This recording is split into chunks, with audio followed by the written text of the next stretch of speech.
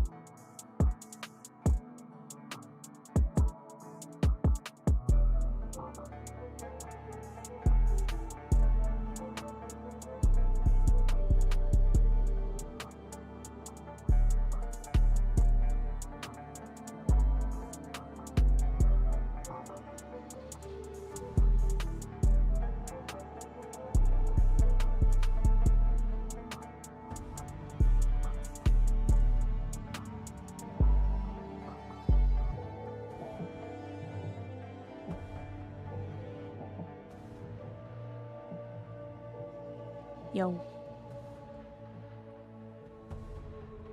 Testing, testing, 1, 2, 3. Testing, testing, 1, 2, 3.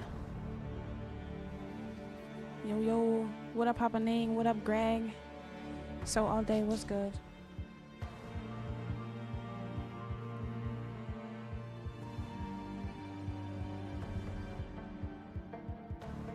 I'm kind of scrambling right now, but it's fine. What's new? I was untwisting my twists. Took longer than I thought.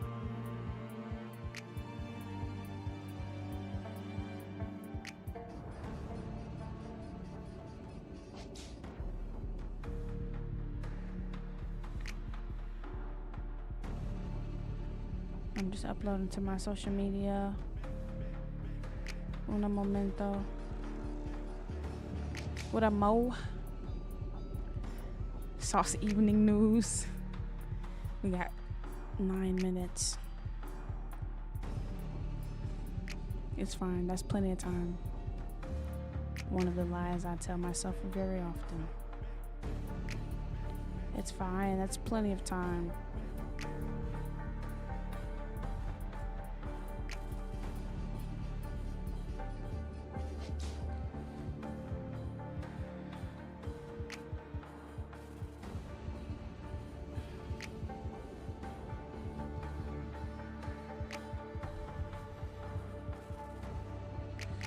Okay. Done.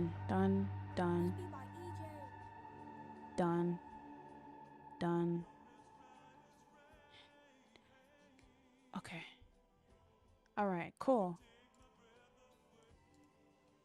That's done. Let me do this real quick. Do that.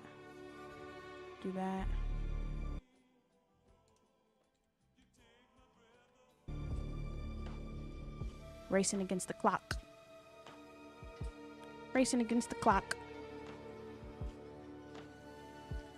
Chop, chop, chop, chop.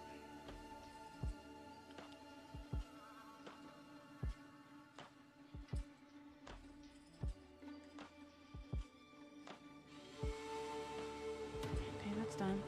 How are we doing on the talkers? The talkers. How are the talkers?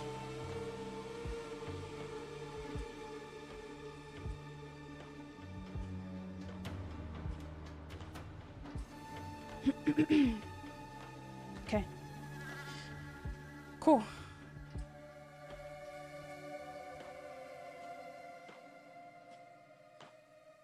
Coolio, coolio, coolio. What's the dealio? And I got food. But we gonna untwist my hair first, so I can wear my headset. We got 6 minutes to untwist my hair. It shouldn't take that long though. I took all the rubber bands off.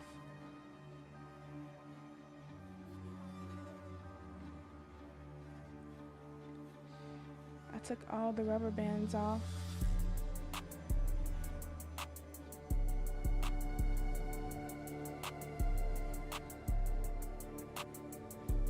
I sure hope they don't have ads in this live stream, by the way. That would suck, because I definitely am not subbed to the Path of Exile Twitch channel.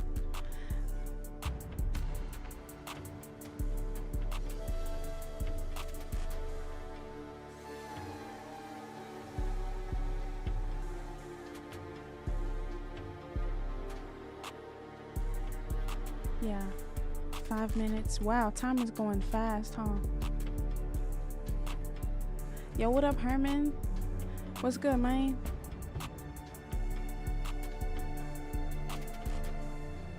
Does this have sound? It does. Let me turn that off for now. It's probably messing with the audio.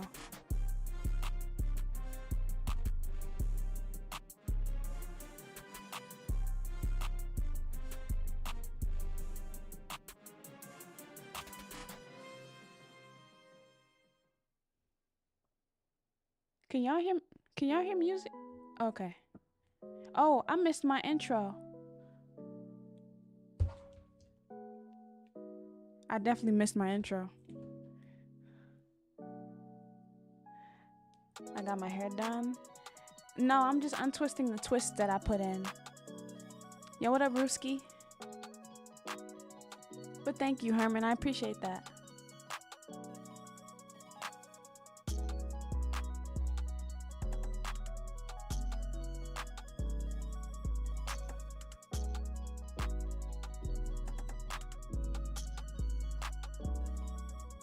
Speed rushing.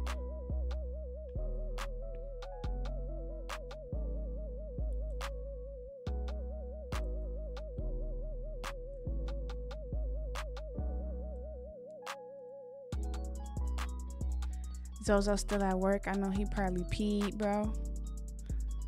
He was trying to get out fast, but they was kind of being petty. What we playing today? Today we watching. I don't know if I play anything today. We'll see how long this live stream is.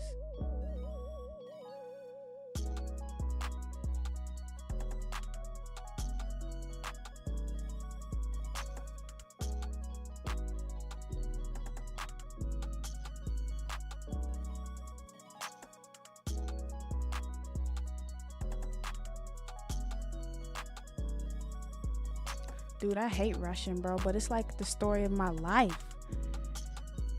Rushing is like the story of my life.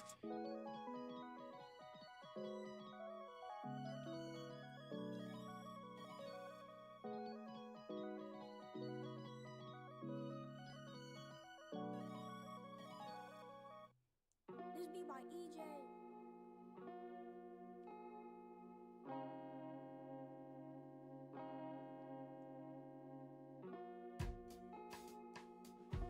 Three minutes, plenty of time. 3 minutes, plenty of time.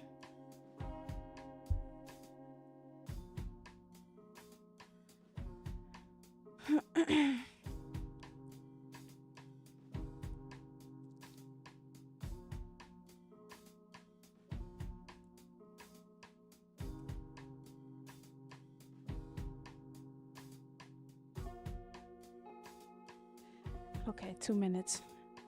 Not a lot of time. Love the hairstyle. Thank you, Ruski. Appreciate it. Hair takedown stream on the fly. We rushing, bro. We rushing, dude. On the fly takedown. I did all the rubber bands, so now I'm just untwisting them all. Like quickly. My judgment of time and how long things are gonna take me is so screwed up. Oh, I forgot a rubber band. Oh no. Let me make sure this is okay, cool.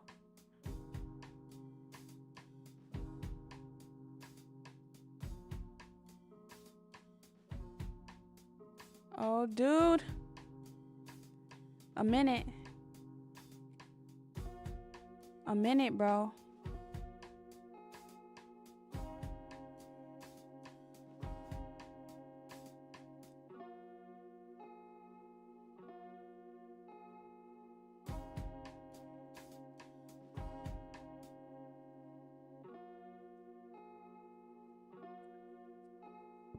I believe in myself. I believe in myself. Yo, what up, Aurel? This be by Ejaye.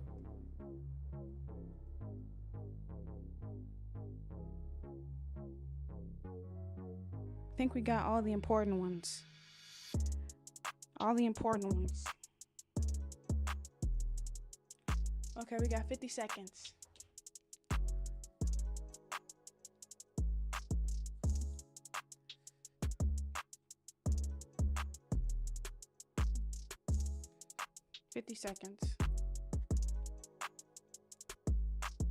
That's gonna have to do. Just clocked out. Hey, let's get it. Just finished doing my hair. We got 30 seconds though. 30 seconds. Let me switch.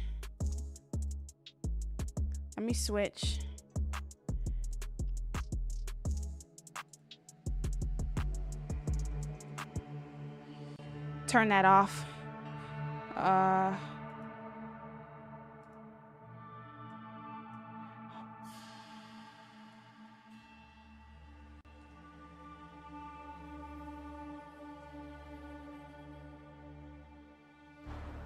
Sir, just what are we facing here? A relic of the old world. Ready your men, Captain. We will only get one chance. And remember, when you hear the whispers, call for help. Do not attack. When you hear the whispers, what do you think he was on about? It's Dorman, right? Quality. Yeah. Then 1080p. Quiet. There we go. Did I play the first one? No. It's skipping.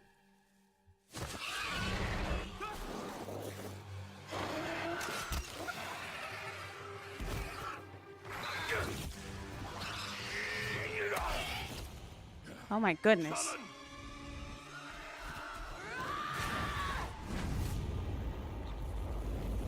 Oh my goodness.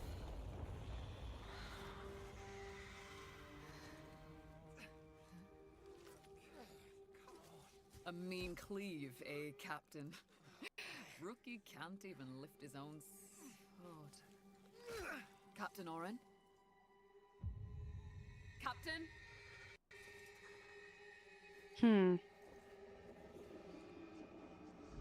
It's here. Rain! Send the signal! What the fuck? Rain! On my back! Blade up! Come on! I'm ready! I'm ready! He said, I'm ready, I'm ready. He trying to get locked in. No, it's not.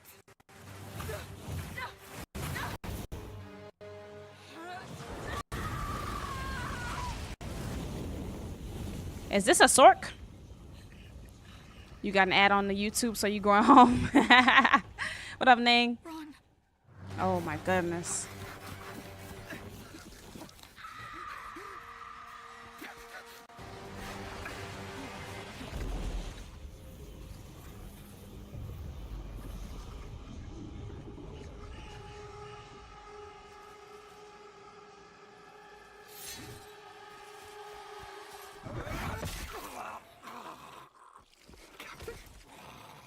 Captain. Captain! Captain!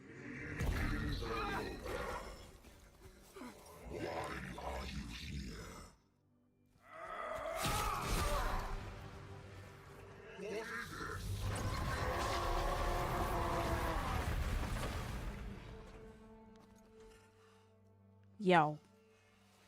Stop. Humanity isn't ready. On your feet, lad. Sir, the captain, You'll be fine. Here.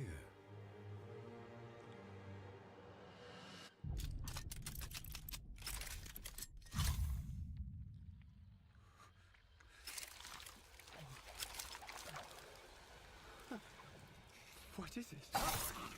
Oh.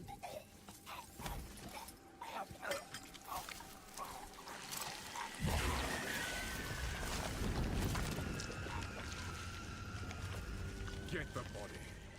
Stop. Mortal. It can still be contained. You don't know what you have unleashed. Your kind no longer control this world. We cannot destroy your body, it's true.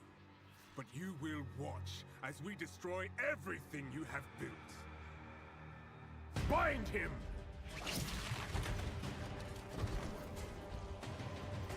Feed. Grow, my child. I'll make sure you can eat your fill.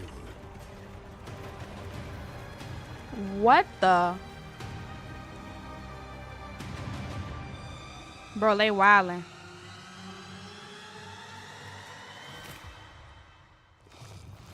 Ew.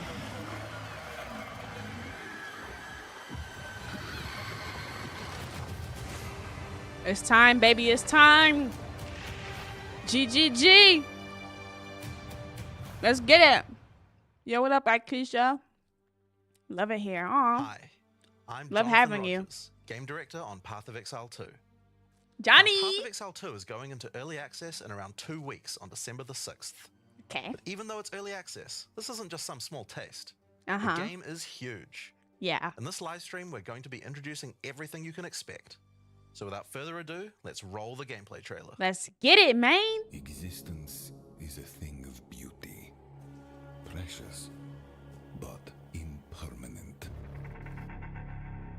Life and death are mortal enemies, and yet bound to one another. The continuation of life must be protected at all costs. Oh my goodness. Some have said my methods are brutal. To this, I say, there can be no salvation without Sacrifice. I knew it. There could be no salvation without sacrifice. They wildin'.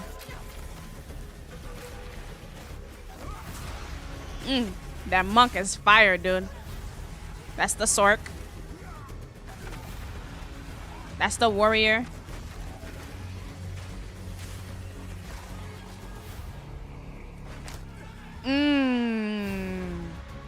I can't wait to play this game.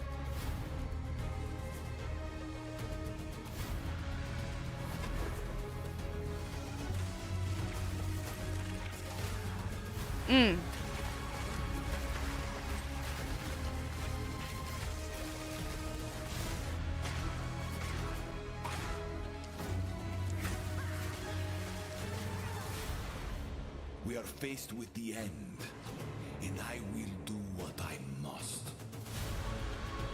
You know what up, Zerk? Heck yeah, me too. I'm grinding the crap out of this game like no tomorrow.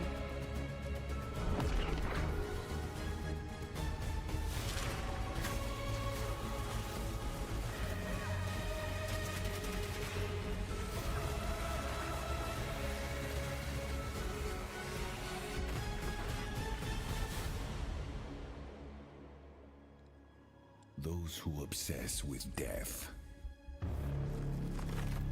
let them soon be acquainted with it.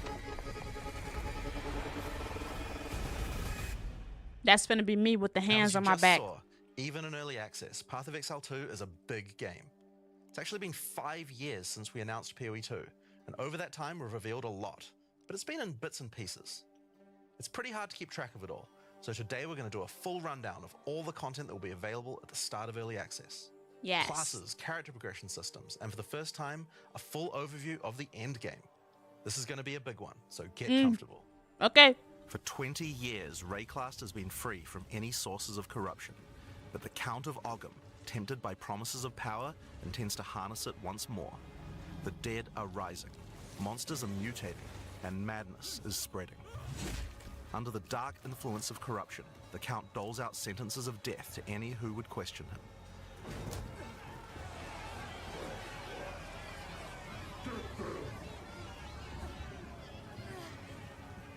Dang, but I got out. How I escape? And It's this is where online? you find yourself at the start of PoE 2. Explore Yes. the dark forests of Ogham. Traverse the barren plains Oh no. No. of the Vasteri Desert, and delve into the jungle ruins of EXILE, an ancient Vaal city. There are challenging monsters, hidden runes, lost characters, Oh and no. treasures, roaming merchants, and of course, unique bosses. No two areas are the same. It falls to you to track down the seed of corruption, the source of all this devastation. On the way, you'll face fearsome monsters, Oops, meet sorry. strange characters, forge unlikely bonds, and uncover lost civilizations. Maybe I should put it in auto. But first, you'll need to pick a class. Yes. Begin Now, the Early survey. Access No. will initially have 6 classes available. Let's have a look at them.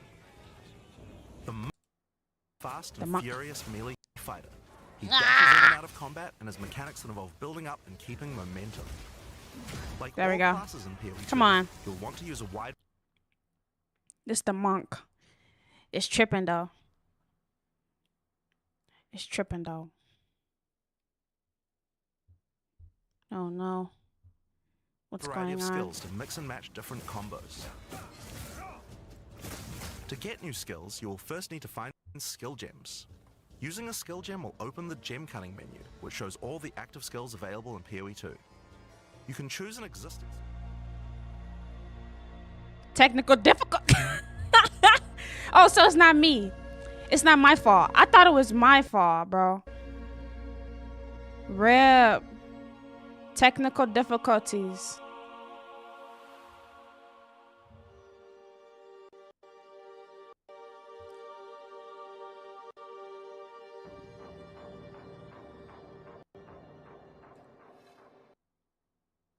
Yo, what up, Tommy? I broke the game. It's not even a game. 180,000 people watching this live stream is crazy. Crazy.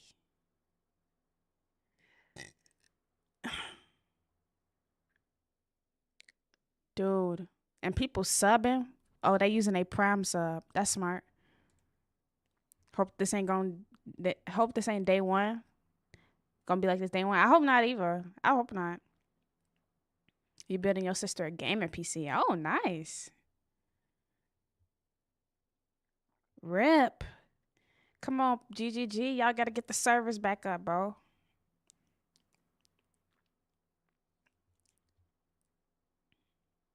We believe in you, GGG. We believe.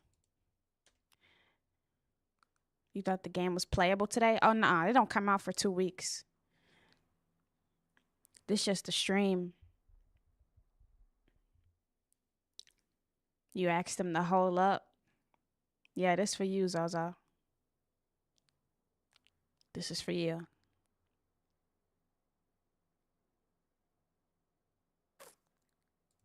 Okay, let's just go to regular Twitch. This her first build. She went out a little with the budget, 1,300. Have you built PCs before, Zerk?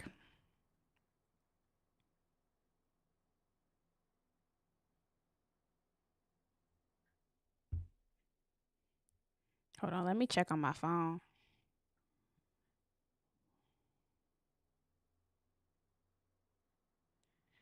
Twitch. Because now my Twitch don't want to load.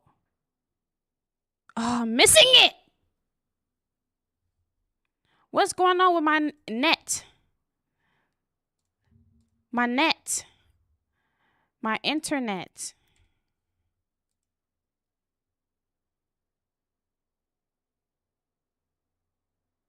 I'm finna cry.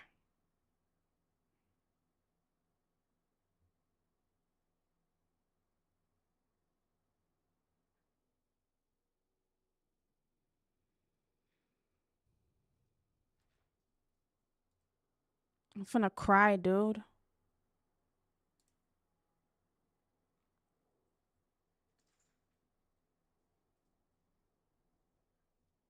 First need to find skill gems.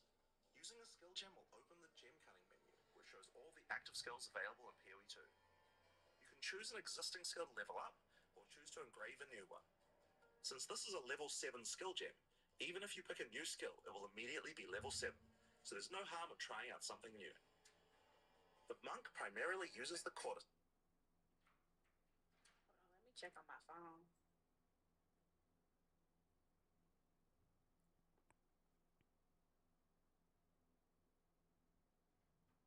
Mixing elements of all three. Let's try killing palm. Like many monk skills, this can be used to quickly take advantage of a specific situation. If there's an enemy on low life, use killing palm to dash to them and kill them instantly. This will provide a power charge. Then we can use a different skill to consume that power charge for a much more devastating attack. The monk also has powerful combo skills. Tempest Belt, for example, is a skill that places a Freaking ad. hitting the bell. I got a freaking ad.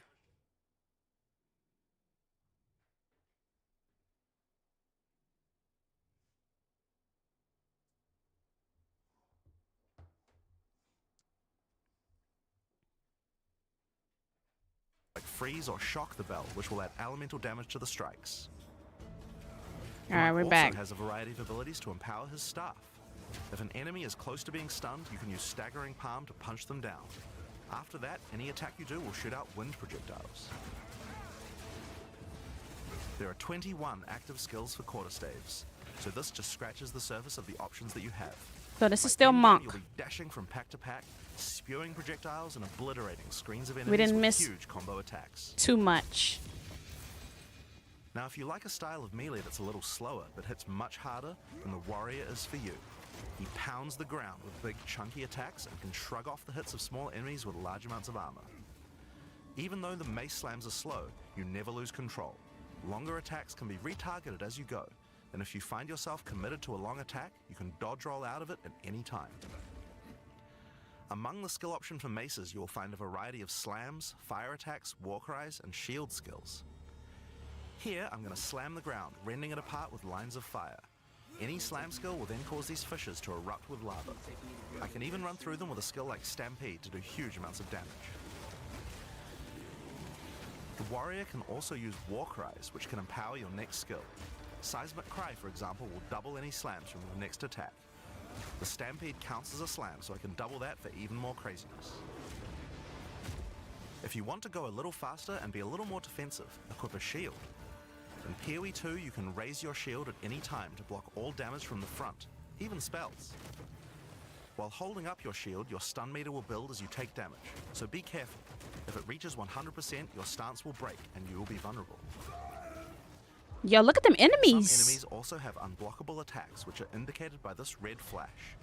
If you see one of these coming, make sure to dodge out of the way. Okay. Using a shield also gives you access to shield skills, like Shield Charge, which allows you to charge towards enemies and stun them. All right. While charging, you're also blocking the whole time, so you have full damage immunity from the front. Nice. The warrior also has access to totems. Some totems have built-in abilities, like Shockwave Totem, which can be placed to stun nearby enemies and trigger aftershocks like those from the earthquake. All But right. you can also get ancestral warrior totems, which allow you to use any slam skill in your repertoire. We got chips. This is a meta skill, which means that it's a skill you can put other skills into. I can take a slam like Sunder and socket it into my ancestral warrior totem. Now when I summon him, he'll sit there and slam the monsters from a distance. There are 20 active skills for maces, so there's a lot more to try out. But by endgame, you're going to be dropping hammers from the sky, leaping fearlessly into combat, and separating the very earth you stand on. Yeah, this open world Time for ARPG. some ranged attacks. The ranger Ah. is primarily about the bow. but Ranger. We want to make sure that she feels agile as well. In PoE 2, you can shoot while moving. Combined with all the skills the ranger has that allow you to jump around, you will have a lot of mobility in combat. Bow skills have a variety of lightning, poison, ice, and physical attacks. Lightning attacks bounce around between targets. You can also stick lightning arrows in the ground which explode when hit by the bouncers. I love or the way electrocute enemies lightning, to take them out of combat. the way lightning looks.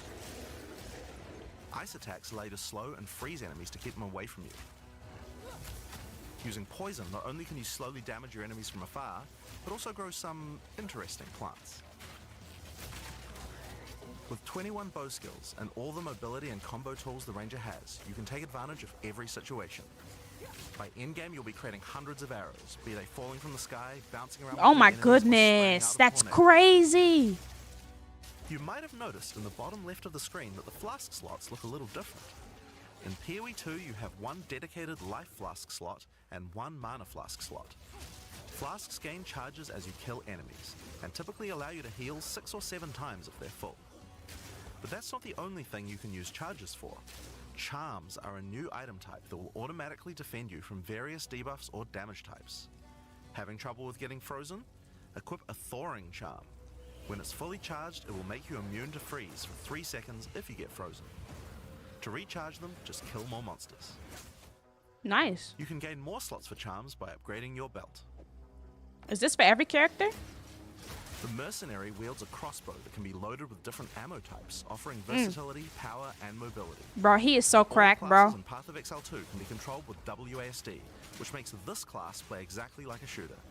For the crossbow, you will find skills that work like shotguns, sniper rifles, assault rifles, and even grenade launchers. But not only that, there are a wide variety of more interesting elemental ammos too. It's very fast to switch between ammo types, so long as you already have them loaded, which makes the mercenary able to combo abilities together for devastating effect. Dude, I might have to touch the mercenary. Use Glacial Bolt to create walls of ice to separate enemies, then switch to fragmentation rounds to explode the ice, dealing massive AoE damage. If I come across an armored enemy, I could use armor-piercing rounds to break their armor, and then high-velocity rounds to take them down. Or perhaps I could fire a gas grenade to poison enemies before detonating the cloud with an explosive shot for massive damage.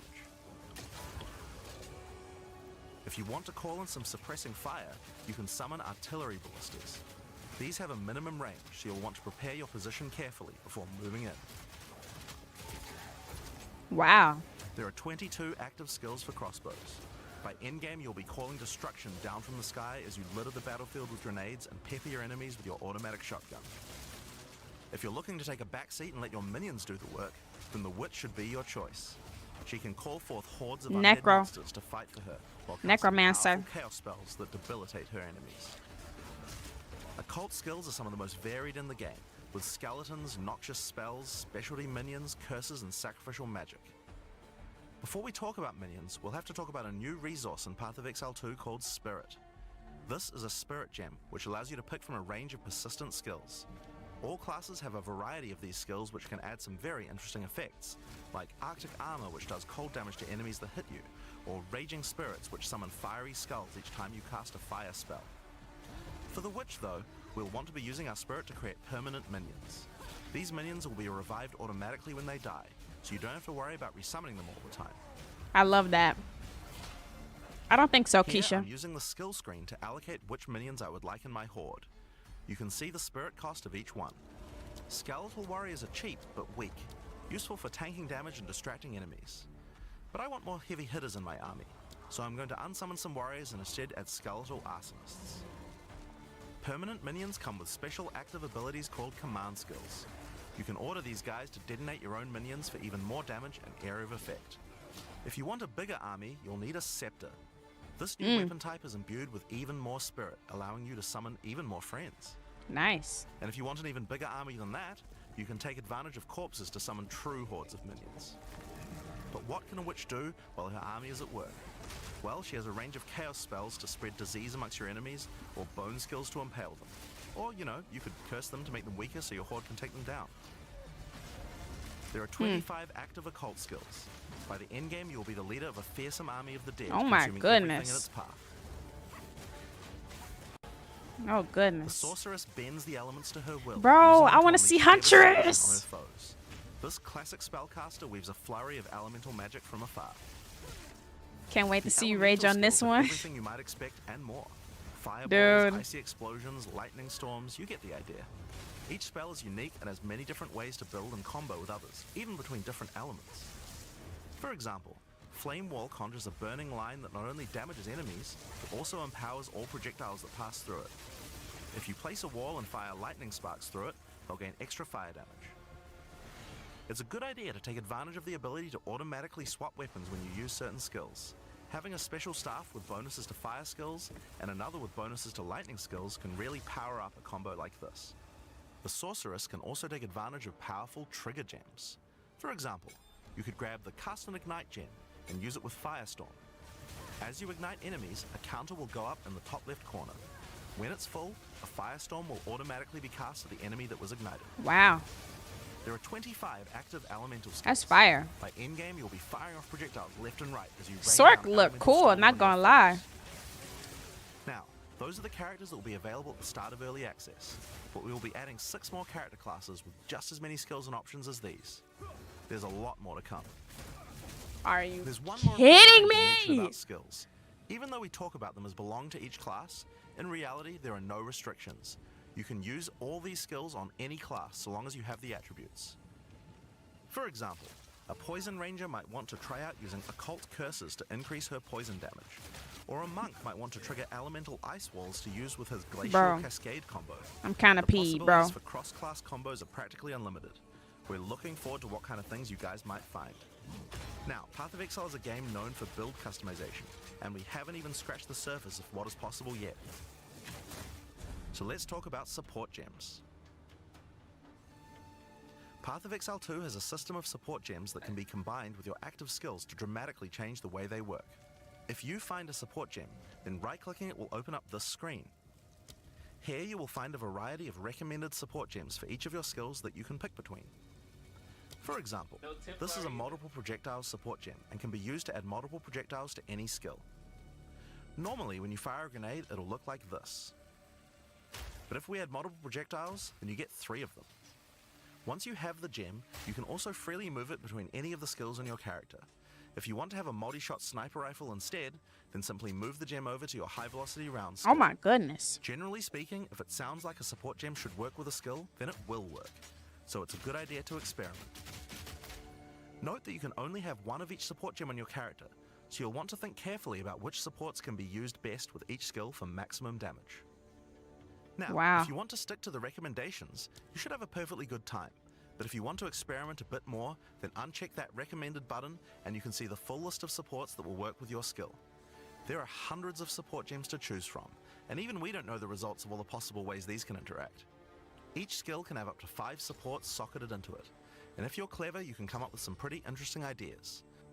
Now all of this is just scratching the surface. You can make frost vortexes, break people's armor, make minions explode, make skills repeat, make enemies set each other on fire, cull enemies, or pin them to the ground.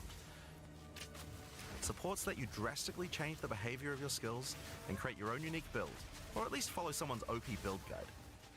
Dude, So, what am speaking I? of builds, let's talk about one of the most iconic What Path am of I gonna Exile systems, play? the What am I gonna passive skill play? tree. Yes, it's huge. There are over 1,500 nodes on there. Now, a lot of people open the tree and can get a little intimidated at first, 100. but try not to be scared. There are lots of options, but at its core, it's pretty simple. Each level you get 1 point to put into the tree. Each class starts at a different location, but they all share the same tree. Around your section of the tree, you'll find relevant bonuses for your character. You Dude. should be safe in the knowledge that there aren't many wrong choices here. Almost all the starting nodes will be useful for your character in some way. But if you do happen to make a choice you regret, you'll be able to respec any nodes you've taken by spending a little bit of gold. Ah, that was gonna be free, but it's okay. It's fine. I get it. Now, If it was the free, tree that'd is probably generally be too divided up cracked. into clusters which have similar themes. In each cluster, you will find small nodes that give simple bonuses like increased damage, but the real power comes from notables. Notables normally have much more interesting bonuses, and they tend to care a lot more about how your build works and what skills you're using. For example, in the mercenary area of the tree, this one gives a 25% chance for crossbow skills to not consume a bolt. And here's one that gives grenades a chance to blow up a second time. This one gives a chance for projectiles to rebound off terrain, as well as giving you some pierce chance to make that more likely. Note that even though this is in the mercenary section, this would work with projectiles from all classes, so there are often reasons to go to different areas of the tree. In order to get between these clusters, you will generally have to allocate nodes in the attribute highways. Attribute nodes allow you to pick which attribute you would like to use, so it's very easy to get points for any attribute that your gear might need. You can change which attribute these nodes give you for half price at the respec vendor. In addition to notables, you will also find even larger passives called keystones. Keystones have both an upside and a downside, and often require changing your entire build to design around them. A great example is Giant's Blood, which allows you to wield two-hand weapons in a single hand, but doubles the attribute requirements of them. Whoa. You can use a two-hand mace with a shield, or even dual wield them. Whoa. Dual wield How about Mind Over schmackarooski. Matter, which makes all damage go to your mana pool first before your life pool. But you Oh, lose 50% of your wow. mana regen. Skills like these can be tough to build around, but if you're up for the challenge, they can be very rewarding. As we showed you earlier on the Sorceress, you can swap between weapon sets on the fly as you use certain skills. One of the new features in Path of Exile 2's passive tree is that you can choose to have your passive tree change as you switch between weapon sets to take advantage of specific bonuses on the tree. For the Sorceress, you might want to change between fire and lightning specialization. Or you could switch between one-hand and a two-hand setup in order to be able to block boss attacks while following up with heavy hits from your bigger mace. He just Or like perhaps you can parried have a him. full curse setup on your witch to debuff enemies before switching to a chaos degen build for maximum damage. If you Dude, want I'm to not stick going with just necro. one weapon set, you can just use these specialization points as bonus points to invest however you like. I won't But do it. creative players will find plenty of opportunities with this system. You can get weapon specialization points throughout the campaign from optional bosses and quests. For example, if I manage to defeat the Crowbell, I'll get a weapon specialization book. There are lots of other permanent boosts available from the campaign too. On the map you can see icons that indicate the many optional encounters you can find. Some of them have permanent character boosts, and others have powerful items. If you're having trouble getting past a boss, it might be a good idea to explore and see what you can find. True, true, For true. example, if you defeat Blackjaw the Remnant, you'll gain a permanent increase to fire resistance. One of the most important finds are spirit bonuses. You can find the first one here in the canopy in Act 1. Defeat the boss in this area to acquire a permanent addition of spirit. The permanent buffs you gain from spirit are very powerful, and every class will find a use for them, so make sure you hunt down these upgrades. There's one in each act. Now we haven't even talked about the most important element of character progression, items. That's why we're all here, right? Items in Path of Exile can be broken down into 4 rarity groups: normal, magic, rare, and unique. One of the things you're going to want to do as you play through the campaign is upgrade the items you find, and you can do that with currency items. An Orb of Transmutation will allow you to upgrade a normal item to a magic item with 1 mod.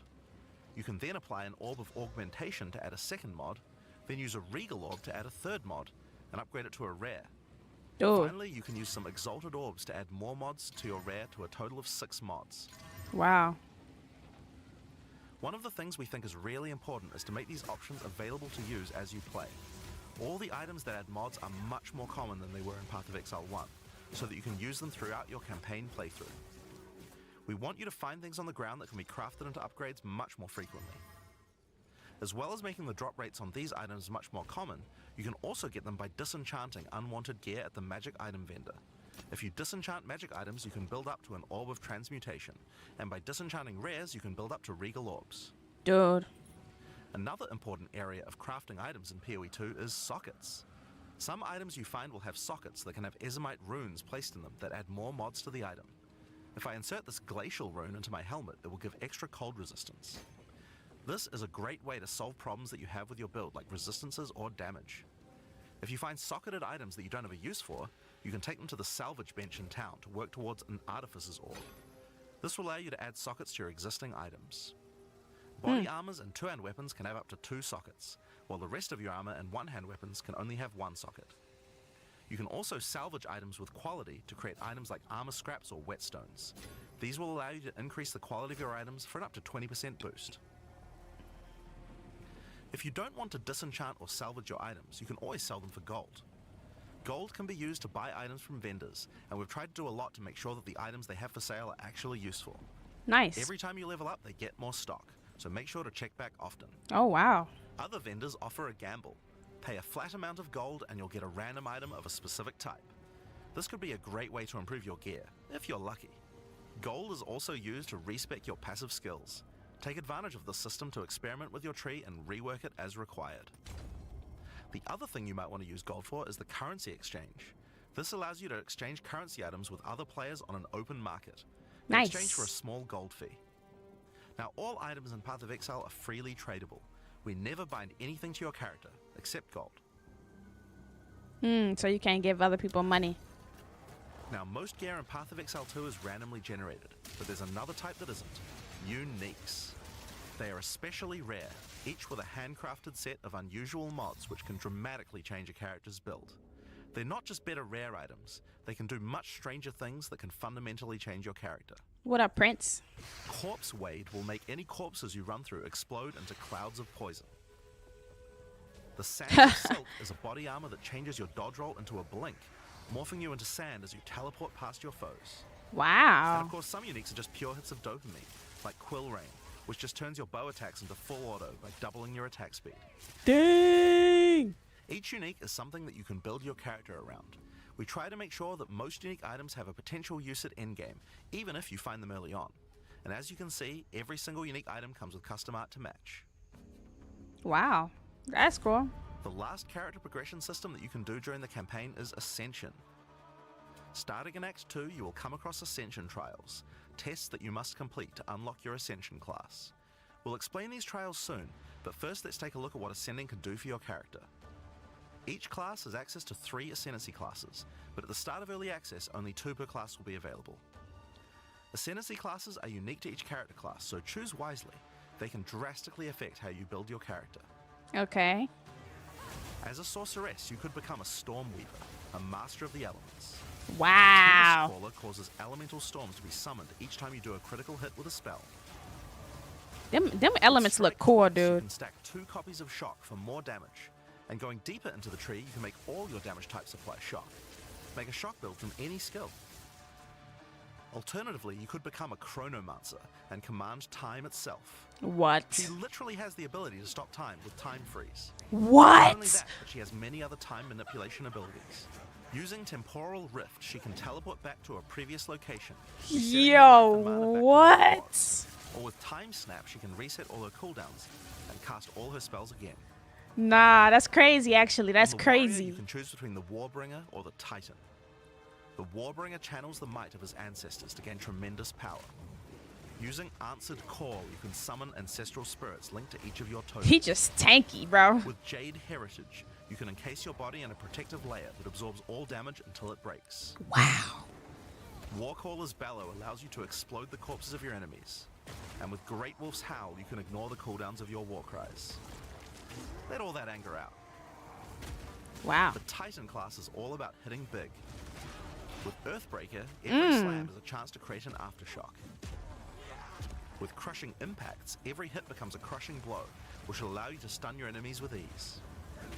Dang. With Surprising Strength, you can take advantage of stunned enemies to deal 40% more damage. Well, it's safe to say I'm not going the warrior. I know that. You might choose to be a Deadeye, an expert markswoman who can take down foes with style.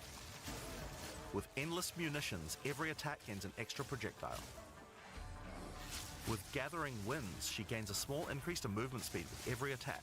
But be careful, she loses them when getting hit. With Oh. Eagle Eyes, she will never miss, allowing you to stop wasting all those passive points on accuracy. Wow. Alternatively, you could become a Pathfinder, the master of flasks and poison. She can choose from one of several throwable concoctions, allowing her to spend her flask charges to throw explosive bottles that deal various types of damage. A bleeding concoction will make your enemies bleed, while a fulminating one can shock your enemies, allowing you to So do you- extra damage. You throwing potions on the Contagious ground. contamination allows her to spread poisons between her foes, while overwhelming toxicity doubles the number of stacks they can be infected by. It's like Baba Yaga from Smite. Running Assault allows her to move much more quickly while firing, while Relentless Pursuit makes her totally immune to being slowed by enemies. The Witch Yo. can ascend into the Infernalist or the Blood Mage. As an Oh. Infernalist, she can summon a loyal Hellhound companion. The Hellhound sets enemies on fire, as well as taking a percentage of the damage if the Infernalist gets hit. With Pyromantic Pact, you can turn your mana into Infernal Flame. As you cast more spells, the flame builds up, and if it overflows, you'll take damage. Oh. Using Bringer of Flame, you'll want to make sure you keep the flames topped up. While your Infernal Flame is above 30%, all damage from you and your minions will ignite enemies. She can also transform into a literal demon. While in demon form, she takes an increasing amount of damage, but her cast speed and Whoa. damage increase rapidly as well. So if you're planning on transforming into a demon, make sure you stack a lot of life recovery. Dude, you She this can like also she like become a glass blood cannon. mage, a master of life and energy. All blood mages must pay the price of making skills cost life as well as mana. Oh, In exchange, man. Every monster they kill will drop life remnants, which allow them to quickly gain back that life. With Crimson Power, she can gain large amounts of extra life, and with Vitality Siphon, she can use her spells to leech life back as well. Once you've got a significant amount of life, you can use Gore Spike to make your critical hits deal incredible amounts of damage. A monk They need a who is in tune with shotgun? the elements might become an invoker. They have With one. Elemental Expression, the invoker will create waves of elemental power each time he does a critical strike. With Faith as a choice, you gain the ability to meditate, allowing you to double your energy shield. Choose between I am the Blizzard or I am the Thunder to specialize in cold or lightning. And I Shall Rage will allow you to turn into an unbound avatar. What? Each time you Avatar. apply a status ailment to an enemy, you gain Unbound Fury. When you have enough, transform into an avatar to deal way more damage and inflict even more elemental ailments. Some monks choose to reach into the darkness instead. It is The free, Acolytes yes. of Chayula can exchange their mastery of spirit for darkness. This a is resource free. that can be utilized to both absorb and deal damage.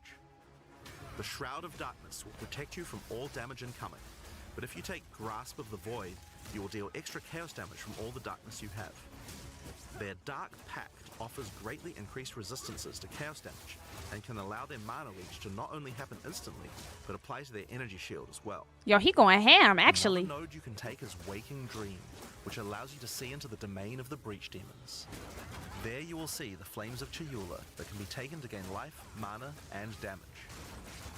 Yo, he just The beating mercenary up has a job to do, everything. but which job suits you? You might choose to become a witch hunter. Mercenary? Excessive rituals will give you a sorcery ward, allowing you to defend yourself against elemental hits in exchange for less defense against attacks. With Zealous Inquisition, your enemies have a 10% chance to explode on death. The chance is doubled against demons and undead. With Judge, Jury, and Executioner, your initial hit against enemies can deal up to 30% of their life and damage, if you're lucky. This is great for hunting powerful Whoa. bosses. And with Witchbane, you can break your enemy's concentration, preventing them from casting spells as often as they would usually do.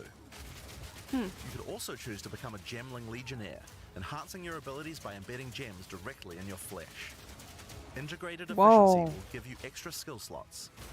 Thermatological Infusion gives you extra maximum resistances as you sock up more and more support gems. Adaptive Capability allows you to use any color of gem without worrying about attributes, while Crystalline Potential adds extra quality bonuses to every gem socketed into your character. So those are the Ascendancy classes for the start of Early Access, but one thing we haven't talked about yet is how you ascend in the first place. Ascension in Path of Exile 2 Dude. requires completion of one of the Great Trials, which you'll find as you progress through the campaign. What up, Each G-Man? one is associated with one of the major cultures of Rayclass. Located in the Vasteri Plains are the Maraketh, a culture of rich tales and brutal traditions, who must do whatever it takes to survive in the desert. The highest position in Maraketh culture is a Sekima, and it is not a title given freely. All aspirants must complete the Trial of the Sekimas, a grueling gauntlet that will test their strength, will, cunning, and patience. Whoa. To enter, a warrior of the Maraketh must prove their worth by trapping the soul of a djinn in a coin, and you are no different. Once you have earned your coin, it may be placed on the relic altar to begin the trial. Whoa. Skill tree is as huge as a galaxy? In For the trial real. of the Secondus, each room has its own challenges to Look like overcome. a In this room, constellation. each rare monster you kill will send its blood to the chalice in the center of the room. Once the chalice is filled, you will be able to proceed. Wow. Fighting monsters in the trial, you will need to be very careful. Each hit will not only hurt you, but will damage your honor. Spiders! Monsters are well telegraphed, so you can avoid their attacks, but if you run out of honor, you will fail the trial and need to find another coin in order to try again. It is a good idea to make sure that you are well prepared before challenging the trial of the Secondus. I hate the long leg spiders, bro. They're the After worst. each room, you will be rewarded. In this case, you have been given a key that can be used to unlock chests later in the trial. Once you have claimed your reward, you will be shown a map of the rest of the floor and may choose how you wish to proceed. Oh. Which challenges would you like to face, and which rewards do you want to claim? Some rooms are more dangerous, afflicting you with debuffs that will persist for the entire trial. For Whoa. example, entering this room will afflict you with Spiked Shell that will cause all monsters in the rest of the trial to have 50% increased life. You will want to take Dang. care if you choose such a path. There are many different challenges and rewards as you journey through the trial. Deadly traps, waves of monsters, and strange artifacts will test your honor.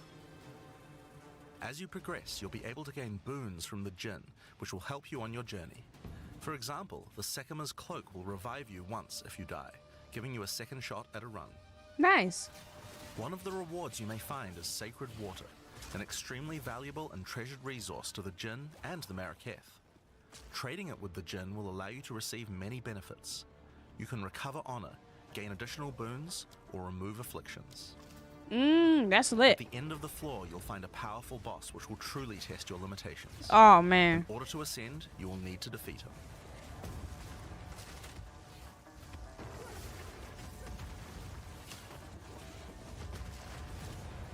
I love how they have straight Having defeated the gameplay. boss, you've earned the right to ascend. But first, the loot. Oh, my The keys you have goodness. found may be used to open the various treasures in the vault at the end of the floor. We only have a single bronze key, so we'll just have to open one of these small Oh. chests. If you want to open the better ones, you'll need silver or gold keys. Wow. Let's use the Altar of Ascendancy. Your first ascension will allow you to pick your class and grant you 2 points to use in the tree. Now there are more Wow. floors and many more rewards that can be found within the Trial of the Sekimas, but we'll save that for the section on the endgame. For now, let's talk about the second Ascendancy trial, the Trial of Chaos. The second In one? EXILE 2, you can choose whichever trial you like to earn your ascension. Each culture on Rayclast had their own methods to ascend. If the Trial of the Sekimas is not your kind of playstyle, or you're finding it too difficult, you could try another. Oh. You can gain Oh. all your ascension points from just one, or mix and match them. It's up to you.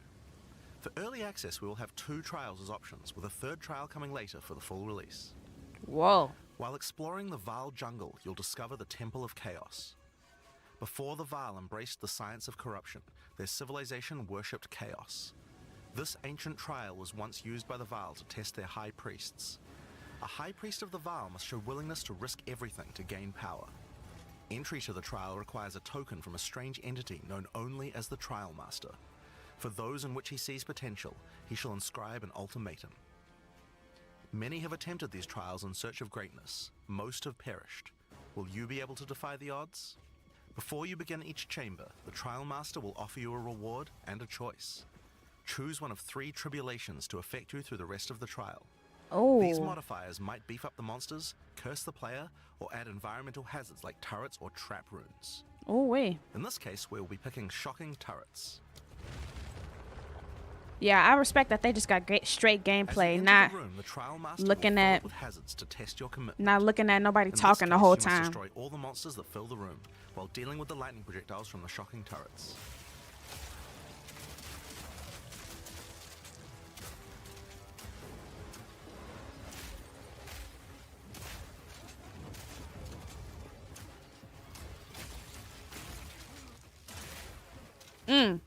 Mercenaries, bad ASS.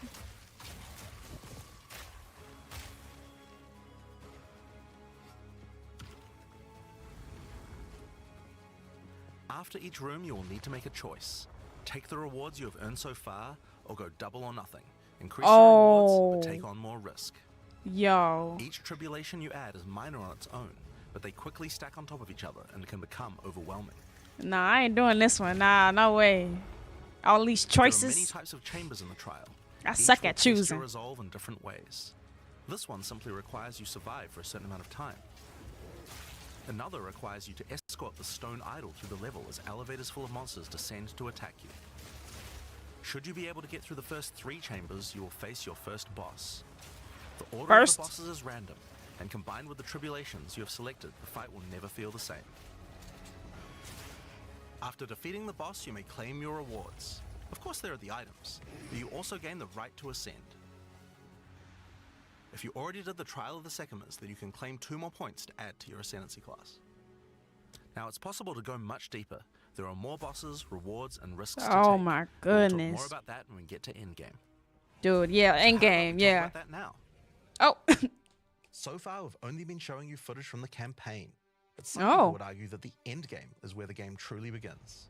Something that happens almost every time a new action RPG launches is people saying, there isn't enough endgame content. Well, we want to make sure that in PoE 2, people don't feel that way. And we actually only changed our development priority for this recently. Wow. The first 3 acts of PoE 2 already take around 25 hours to complete if you're a new player. Okay. This is already a pretty significant campaign. On the other hand, people spend hundreds of hours in endgame each league. We realized that finishing the rest of the campaign for early access was actually a bad idea. Instead of having acts 4 to 6 in early access, we could concentrate on endgame and make that great. For new players, a 25-hour campaign is already a huge game with lots of content. But for existing action RPG players, what you mostly care about is all the endgame challenges to overcome. So several months ago, we switched the entire development team's focus over to making endgame content. At the start of early access, there will be 50 bosses and around 400 monster types. But the great thing is that the rest of the game is like 80% there. We'll be adding content to roughly double the size of the game during early access and into release. Now, in order to make the endgame happen at the same character level as what it would be after we added the rest of the acts, we've added a second difficulty level called Cruel, where you repeat the campaign with all the monsters and bosses leveled up. And of course, new rewards. You can kind of think of it as like a new game plus. Yeah. It's also a lot faster to get through the content the second time as your clear speed increases.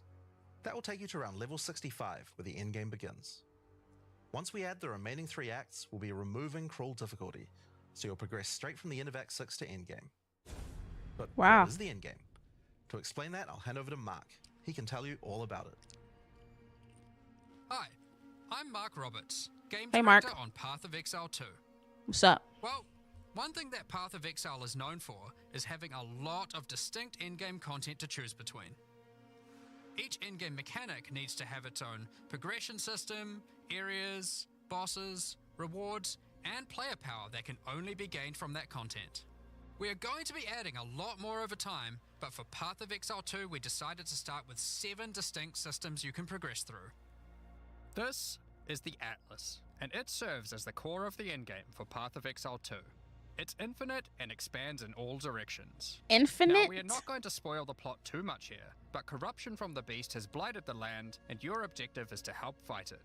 In the center of the Atlas you will find the Ziggurat, a temple in which the Val research the fundamentals of space and time. Here, we can open portals to nearby locations and begin cleansing corruption and finding resources. In order to power the portal device, we will need waystones. Each waystone has a tier which will determine the level of the monsters that you will face.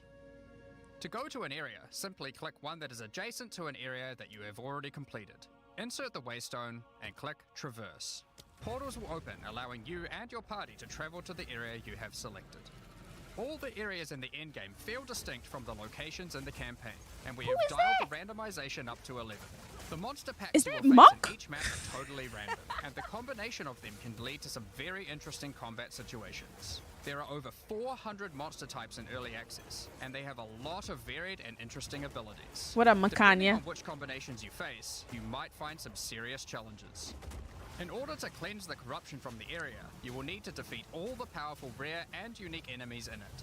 Once you have done that, the area will be marked as completed and you will be able to travel past it to progress deeper into the world. If you die, then the map can no longer be run, and you will have to find another way around to get to the areas behind it. There are also all kinds of other random encounters you might run into as you play maps. One such encounter are precursor artifacts. These are ancient, corrupting monuments that irradiate the monsters around them. The monsters that feed off the corruption are drawn to their power. If you defeat the monsters and cleanse the artifact, you will get a powerful temporary buff. Some of the buffs make you faster, others rain lightning or fire around you, and some even give you increased experience or help you find better items. You can also find strong boxes. These enigmatic chests guard piles of treasure, but are always a trap. Monsters lie in wait to attack you the moment you open it, and the boxes often have mechanisms to unleash powerful spells or dangerous debuffs. There are different types of strong boxes containing different items, and you can even use your currency items to craft them on the fly, so you can optimize the content. But be careful of opening one you can't handle. Dude, I love the elemental look of all the sorceress abilities. Like, it looks good. Monsters frozen in essences, solidified crystalline corruption. These dangerous monsters can be broken free. If you defeat them, the essence they drop can be used to upgrade normal items to magic items with a guaranteed mod from a category. For example, we could use this one on some boots to ensure a movement speed mod. Rarely, essences will also drop that allow you to upgrade magics to rares, adding the guaranteed mod.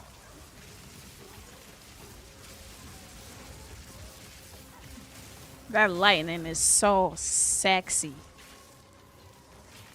Usually try Archer. Powerful, since it allows you to get a second deterministic mod in your crafting projects. Try, Combining yeah. these with the currencies that are commonly found at Rayclast for modifying items, and we can get a very nice pair of boots indeed. Waystones, like all items, can also be crafted using your currency items. Adding prefix mods will improve the rewards, while suffix mods increase danger. The more dangerous a map is, the more waystones will drop. Wow. Adding mods to your waystones is key to progressing to higher tiers and sustaining them, but it will require you to take on larger challenges. Dude, I'm not gonna lie, I'm kind of scared. There are a variety of factors you have to consider when crafting your waystones. I'm kind of scared. Some maps will have higher density, some lower, some have more magic and rare chests, or monsters, some are more linear, and others more open. Make sure you explore and think about what makes certain maps good if you want to maximize your returns.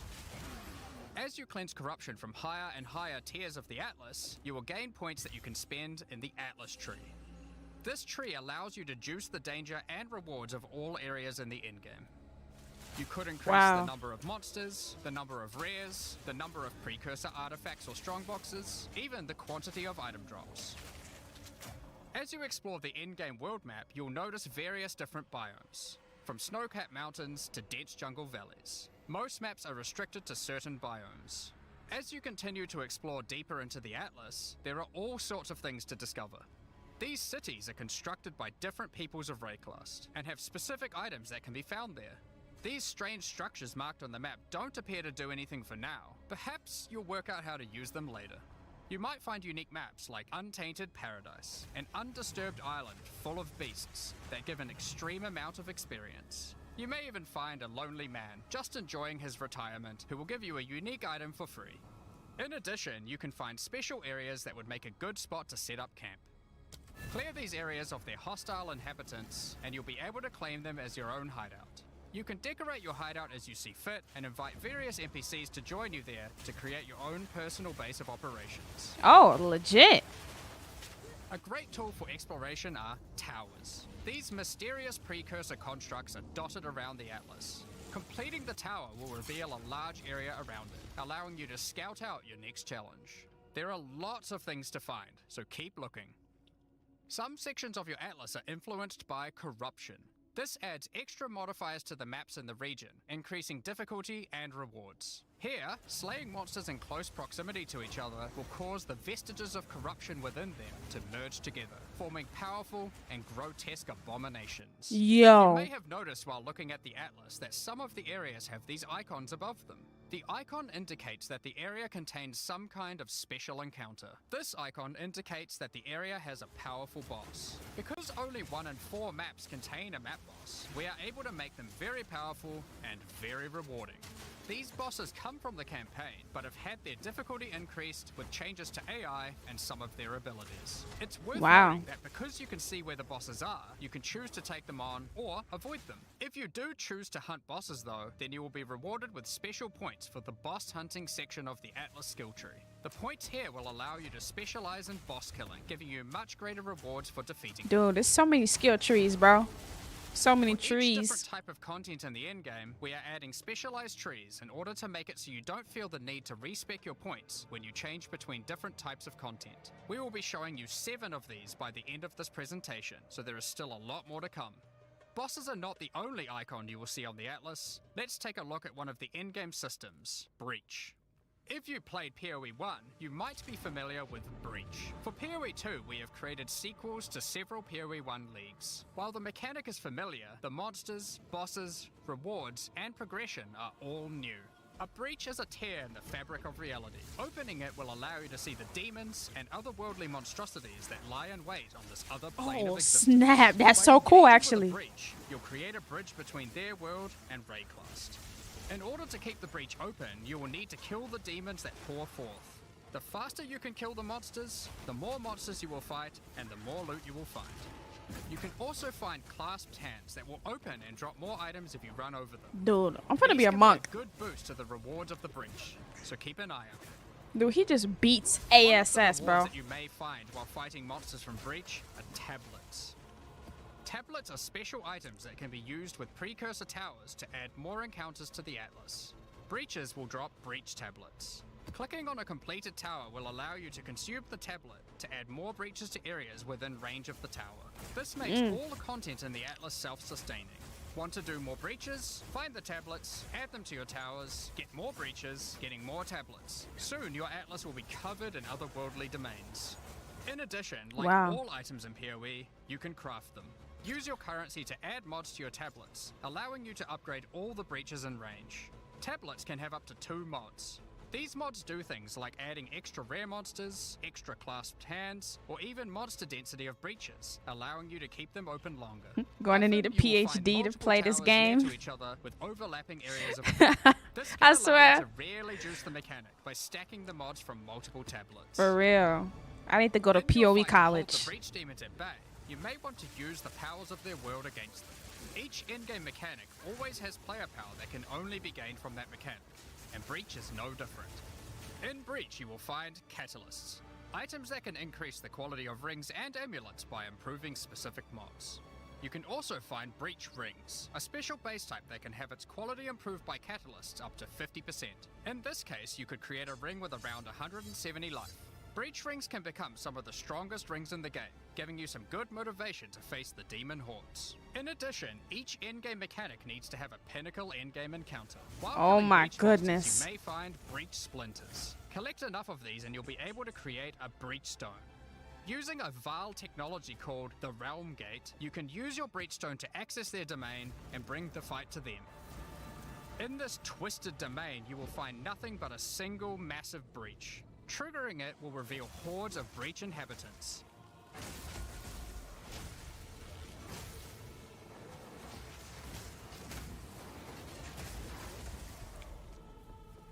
And should you be fast enough, you will be able to fight their leader, Zesht.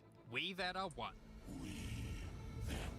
So you gotta defeat the horde within a certain amount of time just to fight the boss.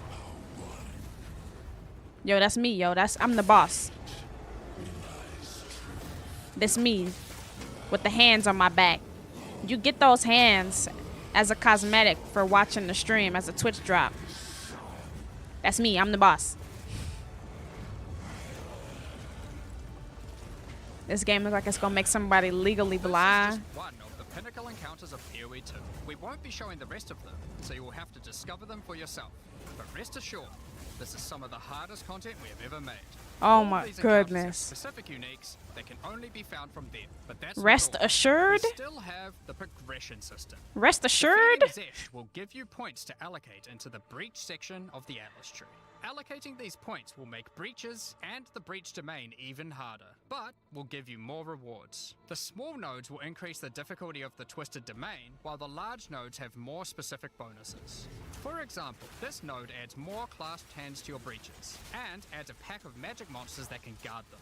Get some more points and you can allocate Waking Nightmare, which will double the number of splinters you get from clasped hands, and inflict you with a mysterious debuff. In order to earn more points, you will need to defeat Zesht at a higher difficulty, and some rewards from Zesht can only be found by increasing the difficulty of the Twisted Domain above certain thresholds. Defeating Zesht at difficulty 4 will be a challenge indeed, but there are many more threats in My Rayclass. goodness. Oh my Ritual altars goodness. are sacrificial sites built by the mysterious I king in don't the know mists. if I'm that If you hardcore, bro. encounter this symbol on the atlas, then you know that the area contains ritual altars. Ritual altars demand tribute. Every monster you slaughter in the circle will feed the altar. After the sacrifice, touch it to begin the ritual. The monsters you just killed will be resurrected by the King of the Mist's dark magic, and you must fight to survive. Dude, it never Tribute ends. you have offered to the altar can be spent to buy powerful items, but they can be expensive. To gain more tribute, you will want to find more altars. Each successive ritual you do within an area will spawn the monsters revived by the previous ones, in addition to the ones you sacrificed next to. By the end wow. of the area, you'll be fighting a truly imposing number of foes, but with Wow. a significant amount of tribute to spend. One of the rewards you can buy with tribute are omens. These are special items that allow for meta crafting. Crafting items that affect other crafting items. Have an item with good prefixes but bad suffixes? This omen will help you to remove the mod you don't want while keeping the ones you do. There are a bunch more of these with different effects, but we will leave them for you to discover.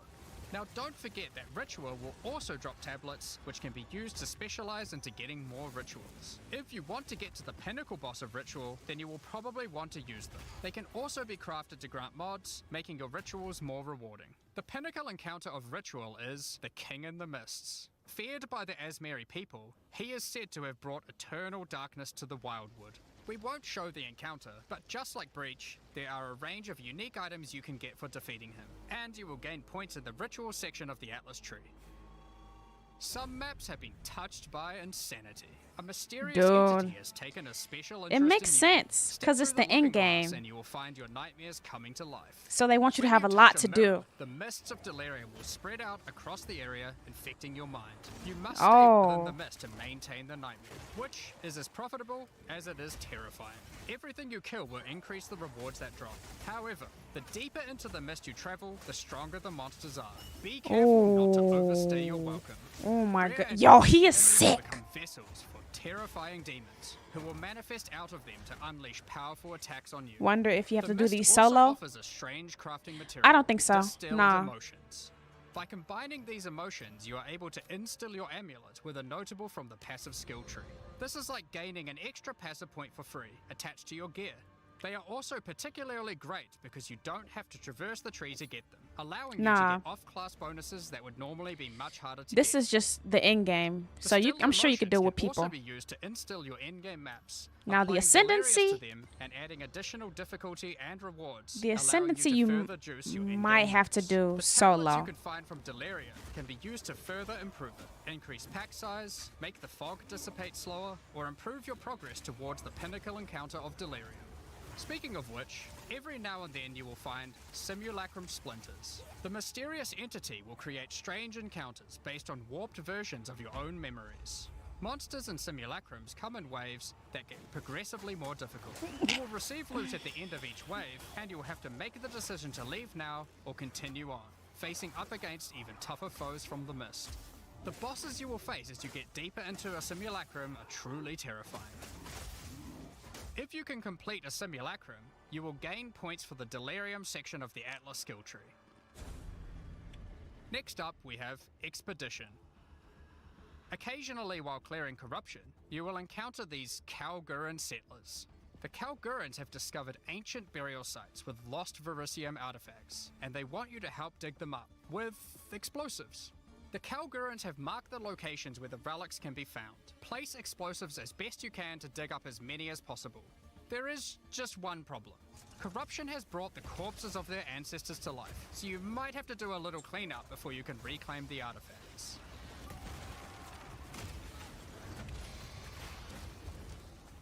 You can Thanks, also Ning. find remnants, the destruction of which will further anger the restless dead. Each one you blow up will make the subsequent monsters more powerful, but also more rewarding. Danig, Rog, Tujin, and Gwenin will exchange the artifacts for useful items and runic magic. You can also find tablets to increase the number of expeditions and the rewards.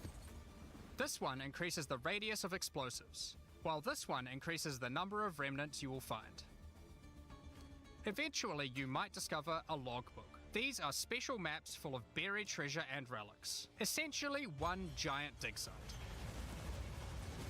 Here, you can create an extremely long chain of explosives and go through a very high number of remnants. But be careful, many remnants have mods that can really brick your build, so you will probably want to avoid these ones. If you add too many remnants, you could easily make the encounter harder than you can handle. There are all sorts of interesting things buried under the ground in logbooks. You might find dripping caves and hidden pirate caches, but the most powerful encounter is Olroth, the ancient undead commander of the Knights of the Sun. Defeating him will grant you unique rewards, as well as points to spend in the expedition section of the Atlas tree.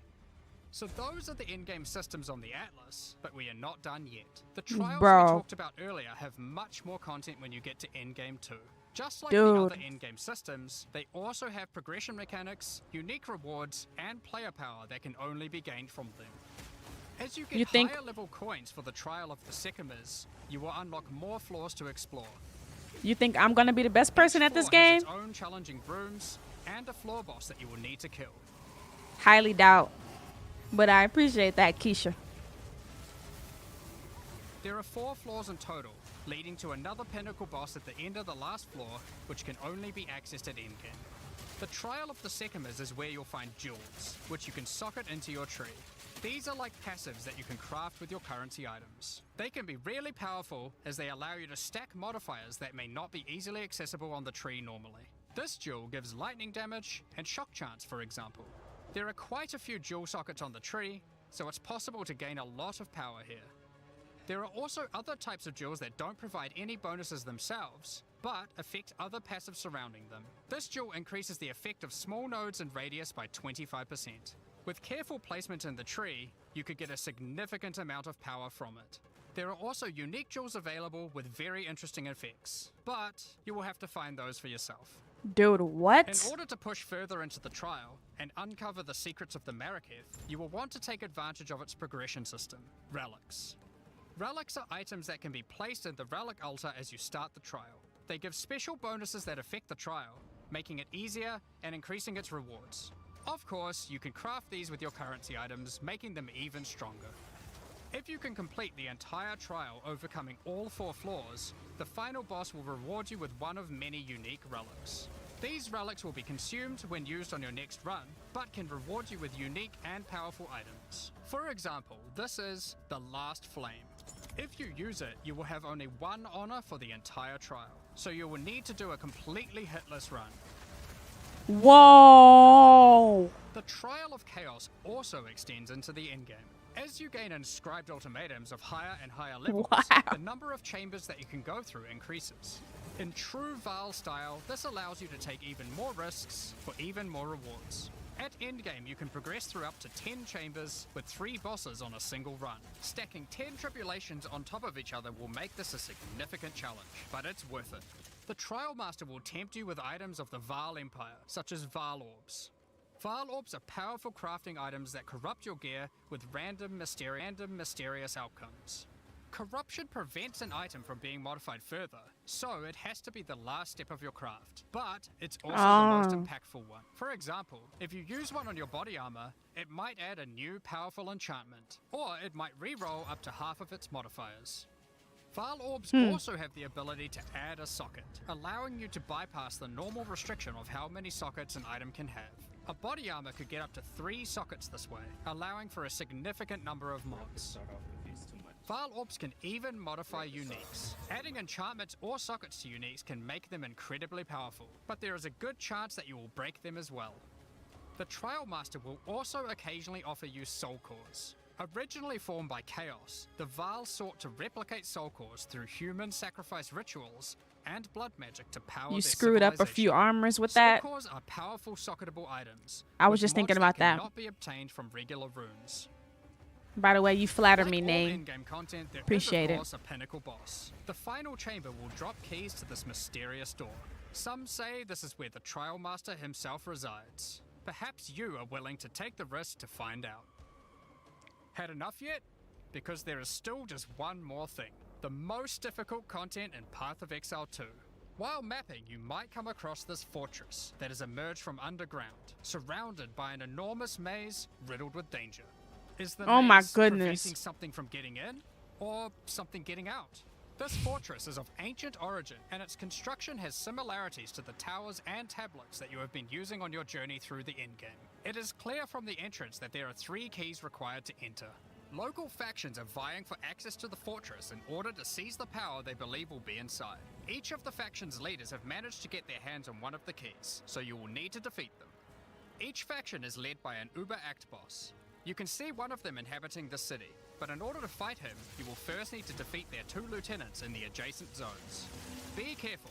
If you fail against either of the lieutenants, or to kill the leader, they will move on, and you will need to find them again. Kill all the Uber bosses and you will gain access to the fortress. We aren't going to spoil it, as we can't wait to see you guys attempt it for the first time.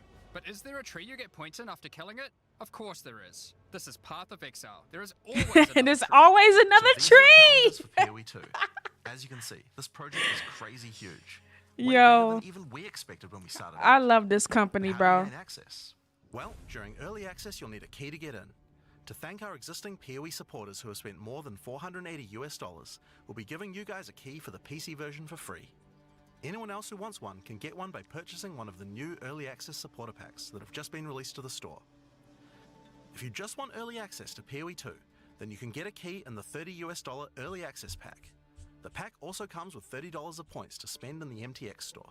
Oh, nice. But we also have a variety of other supporter packs filled with exclusive microtransactions, points to spend in the store, and even physical items. The Dude. cosmetics can be used right now in PoE 1 and in Path of Exile 2 when early access starts. Most of this footage has been recorded in Path of Exile 1, since that's where you can use them immediately. True. The Lord of Ogham supporter pack contains a cosmetic armor set befitting of the Count of Ogham himself. There is also a matching back attachment which has an alternate variant depicting the influence of corruption. Also in this pack, you can find a portal formed of the rusted armor of the fallen soldiers in the Red Veil of Ogham, and the offspring of a vicious crowbell boss found in the hunting grounds. This one doesn't look so vicious though.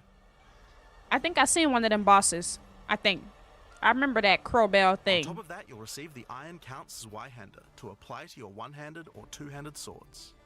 For those who are wanting to decorate your hideouts with fond memories and tales of Path of Exile's history, The you'll also get hideout. a series of hideout statues. This Yes. pack contains the statue of Hillock. For Path of Exile 1's closed beta, each pack contained a true New Zealand icon, the Kiwi. Following this The tradition, Kiwi? all packs in this series will also contain a new themed Kiwi pet. The pet will loyally follow you into battle, but run away at the first sign of trouble. I need a kiwi. I need a Become kiwi. the ruler of the desert with the King of the Faradin supporter pack. Show your mastery of traversing the sands of the Vasteri Plains. The body armor will allow you to glide along the ground with ancient sand magic. Now each armor set comes with body armor, boots, gloves, and helmet, but the boots are covered in sand. If you'd prefer to show them off, you can turn the gliding off if you want. That's legit. The accompanying back attachment equips you with 2 powerful pillars that can control and manipulate lightning. They will periodically release their energy in a powerful blast while in town, and hover in a circle around you, arcing lightning between them, forming a barrier of energy. Replace the appearance of any bow with the Faradin's Glory skin, or replace the appearance of a spear with the Tyranny's End spear skin. This spear skin can be applied to staves and war staves in Path of Exile 1. If you want to truly show your worth as a King of the Faradin, then you definitely need your trusty, moving, entire city fortress known as the Dreadnought to travel across the Vasteri Plains. In Path of Exile, you can decorate your hideout however you like, and it's no exception here. It comes with a variety of thematic elements to use, or use decorations from elsewhere in the game. Wait, you can Additionally, buy you'll get this? The Deshret's Blessing level up effect. That cart? The King of the Faradin Kiwi pet. And last but not least, a statue depicting the Vile Oversoul from Path of Exile 1. Wow. For those who don't know how supporter packs work, each pack comes with all of the cosmetics from the previous tier, so you'll get all the items from the Lord of Ogham supporter pack as well. Whoa. For The Thaumaturge of the Vaal supporter pack features an armor set and back attachment. Take themed my around money Vaal now. in pursuit of science and progress. You can find Bro. the Soul Core weapon effect in this pack, which causes thaumaturgic energy harnessed from sacrifice to spill from your weapon. This pack also contains Doryani's Idol. It replaces the default appearance of any foci to an ancient relic once used by Doryani, and this can be applied to shields in Path of Exile 1. That's not the only Vaal weapon you'll find. It also contains the Wand of the Thaumaturge skin, and the Royal Sacrifice Dagger skin. You wouldn't think to put sacrificial gems on a Kiwi, but the Vaal did. Thaumaturge of the Vaal supporters will receive the Thaumaturge of the Vaal Kiwi Pet, and the Statue of Dominus. This is also the first pack in the series with a physical item. When purchasing this pack, you'll receive a Path of A Exile 2 t-shirt. logo t-shirt. But if you I don't need a want one, t-shirt. you can opt out and return for additional points to spend in the store. I want a t-shirt. Becoming a Warlord of the Karui supporter will grant you an armor set and back attachment. What up, adorned with Raymond? Jade carvings and iridescent feathers resembling power. Enough to even impress the ancestral gods, specifically Tukohama, the Karui god of war. Overkill, you say? I think the Karui people would disagree. Why not drop a gigantic totem on rare enemies you slay to crush them to a pulp? Replace your crafting bench in your hideout with the Ancestral Canoe crafting bench, where Ancestral Chief Mata will summon a giant canoe manned by Karui warriors to aid in your crafting desires. Wow. You'll also get a pair of weapon skins. Equip Akoya's Felling Axe skin to your one-hand or two-handed axes, or Tukohama's Crusher to your one-handed or two-handed maces. Am I gonna be playing it a lot when it drops? Yeah. A true Karui warlord is always accompanied by their trusty Kiwi. Heck yeah. Equipped with armor and harnessing ancestral magic, they make the perfect sidekick. Once one of the most feared beings in Rayclast, Malachi was slain by a powerful exile.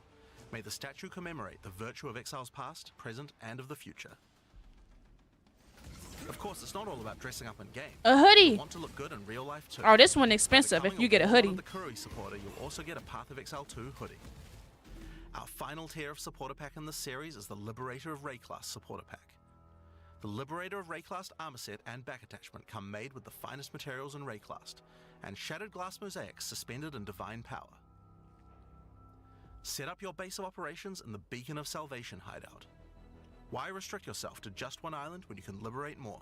The Beacon of Salvation hideout comes equipped with your own collection of small islands and personal operators of boats that you can use to row between them. Just Bro, walk to the piers, click a boat to enter, and navigate as you choose. it's like having Decorate like a each bunch island of. as you see fit to best represent your well-earned hideout. It's like having a bunch of cars and Everyone in your houses hideout and can use stuff their own boat. Why in not have some GTA. races? That's what this is like. You can also get the Window to Twilight portal effect, a beautiful mosaic piece of art that shatters and reveals a gateway to your desired destination as you approach it. Yo, what up, Linux? What As up, you BJ? walk away, the glass magically reforms back to its original form.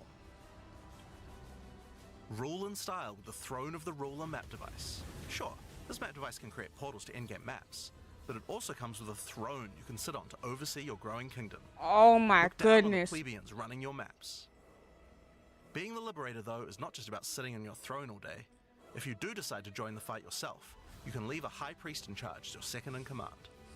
Bro. Liberator of Rayclast supporters will also get a set of varied weapon skins.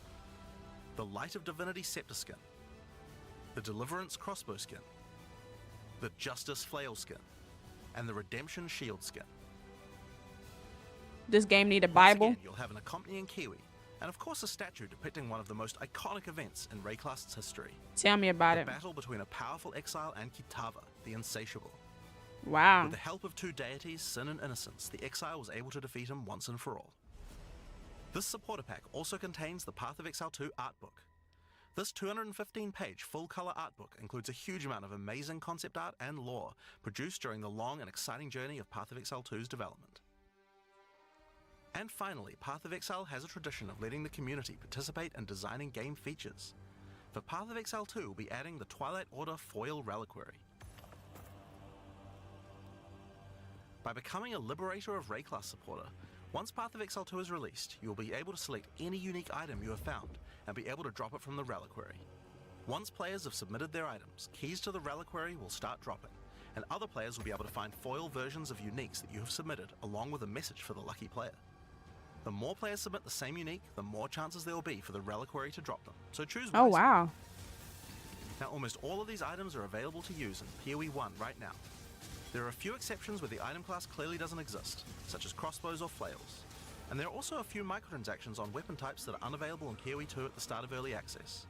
Once classes that use those weapon types are added, those microtransactions will be available to use. Okay. If you can't decide which supporter pack to choose yet, you can always start with the early access supporter pack that just includes a key and some points to spend in the store. Then you can upgrade to any of the following tiers at a later date. These supporter packs will be available for purchase throughout early access. We'd really like to thank you for your ongoing support. Without you guys, Path of Exile 2 could not have happened. Now, I'm sure you guys have a lot of questions. Stick around, because coming up next, we have a live Q&A with Ziggy D. Bruh. Dude. And they let you upgrade whenever you want. Dude. That moving, that was crack. Dude. How many people in this joint right now? 163,000. And that's not including people who are watching other people watch. Like y'all. To the post-show discussion and Q&A. I hope you all enjoyed what you've seen so far. It's been pretty exciting for us here as well, as you guys have been inspired already just watching things. And you're already cooking a new ascendancy class. Yeah, for sure.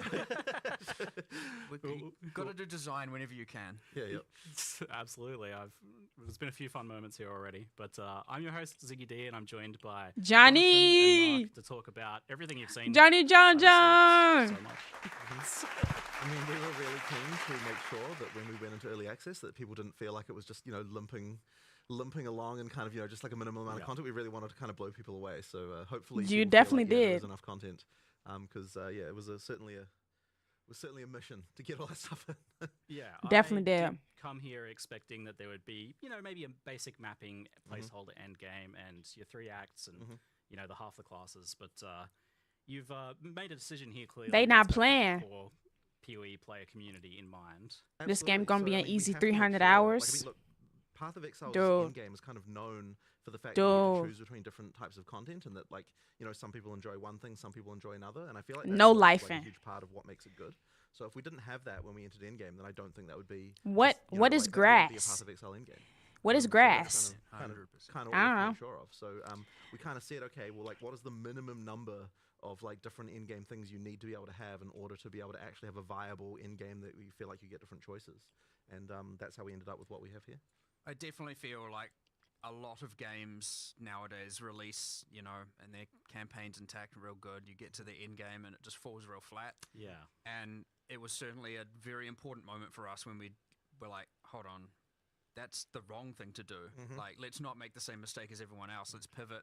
And we actually did that, and it made a world of difference and made the game all of a sudden, 100 times bigger with an infinite amount more content, right? It was definitely hard though, because so we're progressing. It's like we would have made it. We would have gotten all these acts in if we hadn't have changed direction. It's like to actually say, you know what, we're going to specifically not finish this content that we'll be working on, that we it's like pins down everyone. We're stopping work on this. We're going to move over to endgame because it's actually more important. That was certainly a hard one. That would have been some whiplash there, I imagine. For sure. Well, I mean, it's like suddenly the whole, environment art team, it's like, they're all just like, whatever you're working on, just scrap. You don't want to scrap, but, just stop it. we're doing something else now. So saving clothes, yeah. Especially for a lot of the developers, because you got to also think, a lot of our developers have just been working on this campaign for, what is it now, 6 years. I think it's even longer, actually. Yeah, it's just this epic journey, whereas none of them, Wow. a lot of these people haven't been working on Path of Exile 1 this whole time, so some of us are we're just churning out in-game with every league and doing all of that, but for a lot of these people, a lot of these developers, it was quite jarring to swap over, but everyone embraced it. We talked about it, everyone was happy about it and stoked about it, and it just ended up coming out real awesome. So I think it's landed well, and it definitely kind of blew me away when so even before I saw anything, we were in the car on the drive here, and you were just info dumping all of the end game. You're like, oh, we got this feature, we got this feature. I'm getting dopamine just from hearing about it. I haven't even seen anything yet.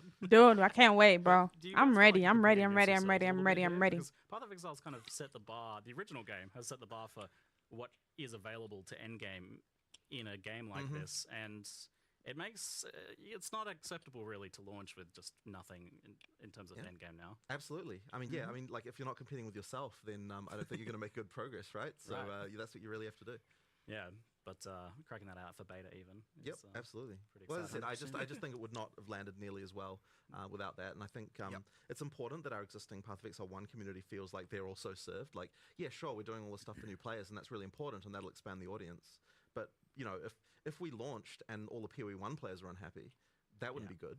So, you know, we have to make sure that they also feel like, you know, they've got a game for both them and for all the new players we hope to bring to the I respect it. They care, bro. They care. All those different axes as well. Like just having two, right? You'll get a lot of content can be immediately divisive, right? Obviously, What up, Gabriel? That's how it goes, right? And so you have all of these different avenues because there are different players who like different types of content. So if you're just like, here's your one end game system, well, immediately then there is a portion of players who are just like, I don't want this, right? And so having all of these options is like ultra key, and that is what Path of Exile 1 has taught us. And again, it's like, I'd say lessons learned, you know, for the genre, and it is expanding in other games and stuff, but yeah, certainly, as you said, competing with ourselves, yes, PoE 1 has like, you know, 40 axes, you know, and we've got 7 really good ones here, and obviously more to come. But 7 is a lot, mind you. Especially when it's all like, you know, like people have to learn a lot of things again. It's going to be Or very for the interesting to first see how long time. it takes people to do the kind of difficulty 4 pinnacle content. It's like we have to. It's honestly like we actually don't even really know, because like you never know what people are going to find in terms of builds and so on. Like I'm hoping it'll take people a while to be able to work it out. Dude, there's some sweats out there, bro. Maybe end of day 1, people just be like, oh yeah, easy, no problem, mate. You know, could be what it's like. Many people that are doing that sort of thing. I saw like a solo self found level 100 in 24 hours or something. Jeez. Okay, we got this. Is where we've got it now, is it? So but I imagine there'll be a little bit of a soft reset there for people. A relearning period. There's stuff to learn. And I mean, PoE 2 has changed a lot over the years, so more than 5 years of development now. And what was that initial pitch when PoE 2 was first put forwards, like as to what it's going to be? Because it was much smaller in scope originally. Yeah, so when we started, it wasn't even a sequel. It was just we're just updating the character rigs, and time kind of feature creeped into a proper sequel. But the thing that we were saying is, whenever we were talking about it, and I guess this is the main thing, is that we're like, okay, when we make an area here, it needs to be that there's like a theme for it. It feels unique from everything else. We're not going to just like have recycled stuff like within the campaign that just feels like, oh, you know, we just took this area and modified it slightly. You know, each one's got to have its own stuff. It's got to have monsters that were like carefully thought about, that like, you know, fit in with the world, and it's got to have bosses that are actually like good tier quality. You know, and every area is going to have one. So those decisions have kind of been things that have meant that. They really raised the quality bar to a level that took us way longer than we even really expected. Like those things there, just like it's huge, right? Like honestly, I feel like we underestimated significantly what it would take to deliver that level of quality. I remember really early on, a battle I fought for, and I mean like way back, was like, if you think back to say Diablo 2, which obviously still holds a lot of, you know, power in terms of design motivations and philosophy and stuff within the company. You get things like the super uniques, and PoE 1 did them, and it's just like, here's a boss with 1 or 2 skills. And I remember very, very, very early on in PoE 2, I'm like, I want every single boss to be memorable and a thing. I don't want a unique monster that's just like dies in 2 seconds and uses heavy strike and has a fancy name. And I remember, I mean, I even got some push. Poor Caliph. I remember getting some pushback at the time and thinking like, you know,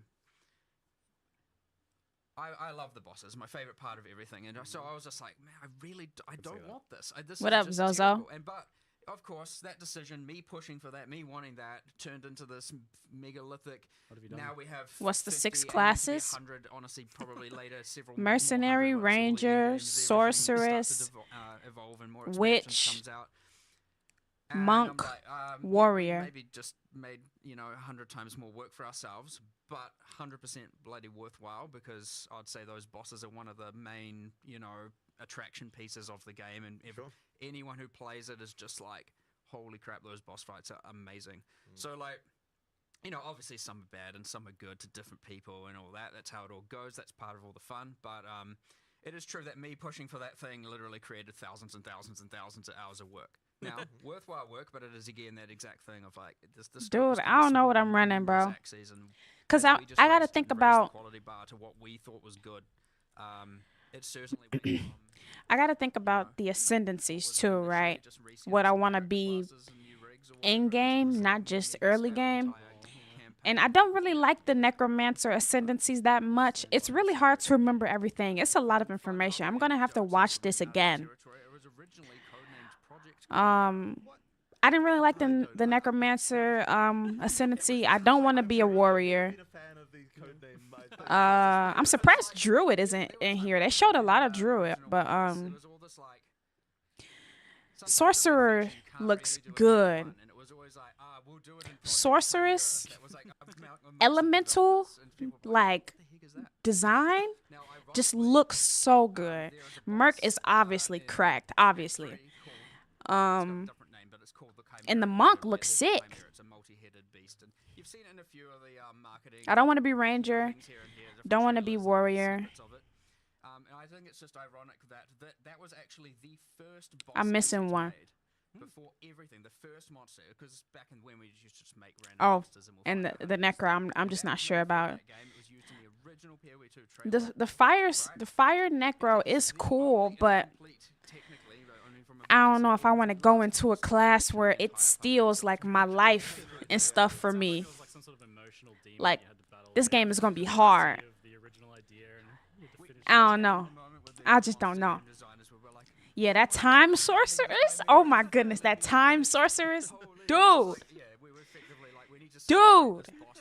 Is ascendancy above the basic level cap? I don't know anything about a level cap, but ascendancy is basically like you take your base character and you morph into a certain version of your character. So let's say, for instance, you are a regular person and then you morph into a pirate, or you morph into a bank robber, or you morph into a fish. I don't know.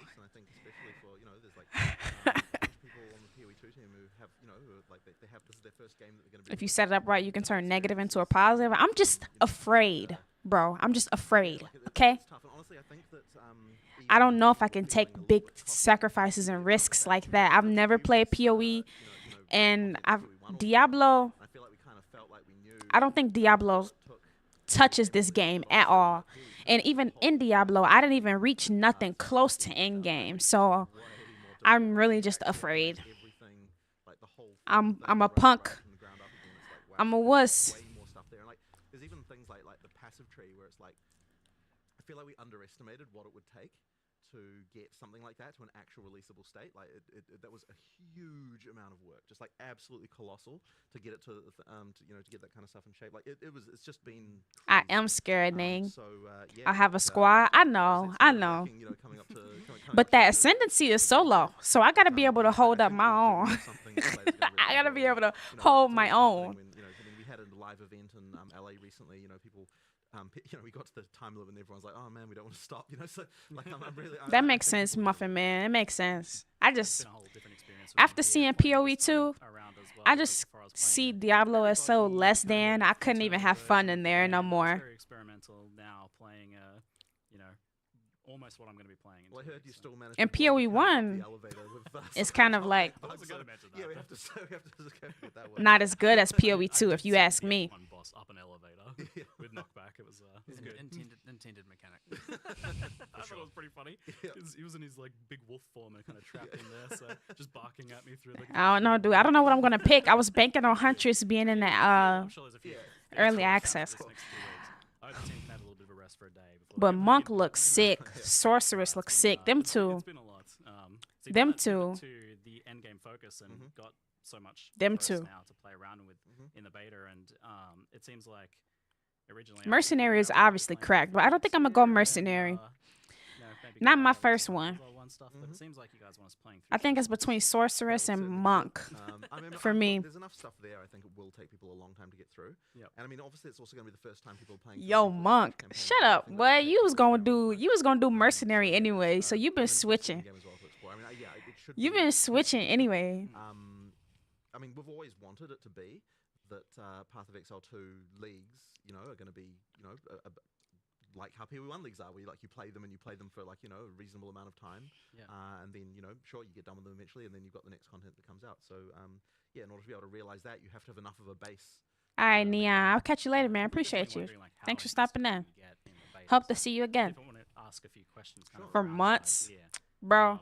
So, firstly, is there going to be wipes and resets? There's only 6. Some of us gonna double up. Having new leagues effectively. My Huntress ain't even in there. Significant, because we want to make sure that all of the effectively that people are able to play through. But that stuff will be merged into an early access league, and effectively. Look, see that or mercenary. See, look, you don't know. I told you was doing mercenary in the beginning. You had fried shark nuggets. Kind of snapshot of all of the from where? But effectively, we can contain all that stuff in the sort of early access league, and then if you still want to play those characters, then you can go right ahead and do that. But the action is always going to be in whatever the most recent league is, and then of course after that point, there'll be a standard that everything goes into, which all our economic sins will forevermore be archived in the in standard. So that's what up, Scuba? Well, it's nice that it's not going to be affecting what will be the standard league. Yeah. Also, that's that the idea. People will be able to kind of get invested in their characters. Because, absolutely. I mean, there's even something kind of cool about the idea of making something bro, like that little historical piece. GGG. Absolutely, and I'm sure GGG is finna rob me blind. Exist in early access leagues, so I guess we'll have to see what comes with the unique balance. You talked about the playing for a week or how long we expect. You don't want to double up day one. I don't either. I don't either, but I think it's gonna happen. Obviously, gonna experience this a new game, but because it's a new game. Right? You don't have Greg might choose Monk, and Ning said he gonna choose Sorceress, and those like the 2 I'm choosing between. So with build guides of exactly what to do with what items. The discovery is going to be there. The discovery takes time, and the discovery is honestly ultra fun for me. I love it. Now those things will emerge after time. Of course they do. Completely fine. But you should remember, there's a lot of game to play here to discover, to learn about the world, the new narratives, the new world building, the new unique items, the ascendancy classes, the massive passive tree, which is bigger than PoE1's, the end game systems, the bosses. It's not going to be this I personally, when a PoE1 league comes out, for example, I play for a month. Sometimes a bit longer, sometimes a bit less. It ultimately also depends largely what's going on here and how much I need to invest here. So, and there are other people who play for more 3 and whatnot, but there's certainly going to be a much longer time period you can play this for while still discovering new stuff and not feel like you're finished, you know what I mean? Yeah. Now, of course, you see that's subjective. Everyone can pick their own point when they finish, but if you want to see everything and do everything, you're going to be investing a lot more time, especially these first-time rounds, and then obviously with every league, there's more to discover, but you get faster at doing all these parts over and over and over again. You'll get more efficient over time. That's how the game works. So you think I go Necro? A lot of time to be to fully explore it to start with, a lot. I just want to pick something that really had that wow factor to me. That was whoa, that's cool. I want to choose something that's whoa, that was sick. I want to do that. And Necro didn't make me feel like that. That's the beauty of a new game as well, which we haven't been able to experience with Path of Exile 1, or other games and for so long, is actually discovering the entire world. And there's some familiar mechanics at the end game and stuff like that, which is awesome for people. But I certainly want to I'm very excited to see people discovering the new things and getting so excited about it. I can tell you're amped for watching people go through that discovery process. I'm maybe even diving 100%. I mean, I love sitting there in Path of Building. Yeah, I'm definitely gonna watch this again. Many of us do, but I am very excited for that. As we were saying, discovery process for a while. I think you were saying how much you were part spreadsheet. I think I was saying I'm maybe 60% spreadsheet, 40% discovery, and that's my play archetype. So coming up with our player profiles, Timmy spikes, and things like that. For both of Exiled characters. Yeah, that's true, Greg. We could definitely have different ascendancies too. That's coming from someone who kind of knows all the content. I'm still, because there's something different about making it versus actually playing it live with the players, seeing them discover it, uniques being linked in chat and on Reddit and all of that is just so cool. So we're going to get a massive dose of that, and it is genuinely exciting to just see how people are going to think, what's worth 1 chaos or what's worth 10 chaos, what's worth if chaos is chaos even the metric. yes, is chaos even the currency that people settle on? We were arguing about this earlier. I'm pretty sure that one C spam in chat might turn into one E because, like, you know, one exalt. Given that exalt is now, I think it'll be chaos. People probably the ad remove will still be. People don't appreciate, by the way. Like, so when we say we've increased, you're going to be getting multiple exalts in Act 1. I'm about taking notes. Like, we actually have increased that 8. For real. It's not just like an idle, you know. Like I can see exalts becoming the new kind of like chaos. Yeah, I think actually that chaos will being be. the new divines. I actually agree. But we'll see. Cause like imagine Necro. The market will have to. But I like that we're already arguing about this. It's good fun. Imagine Necro. Where it takes life, like you have to give your life to do abilities and stuff, and then take that and put that in all of that in-game stuff that they was explaining that was like super difficult and hard and gets harder and has all these modifiers and all these, like, that is terrifying. And then for my first run too, I don't know. I don't really want to be spending more than a year.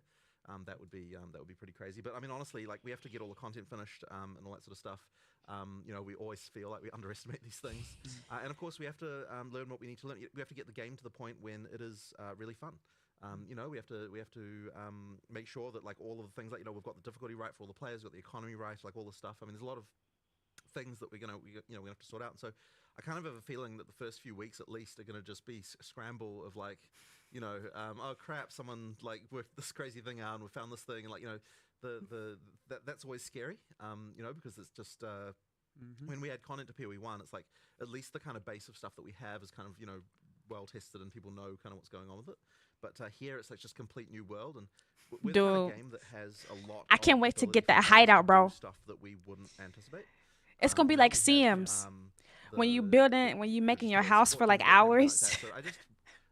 Customizing your character and stuff. That like completely ridiculous that we just never anticipated, combining certain things in different ways we don't expect. You know, with hundreds of support gems, it can be like that. So you know, that's going to be an interesting one. It will happen. I don't know. I got to look at the ascendancies again. I have to. We can even do about it because you need hundreds and. I gotta go back and look at them ascendancies. With what can only be done with hundreds of thousands of players, but that's also the magic of it all, which is awesome.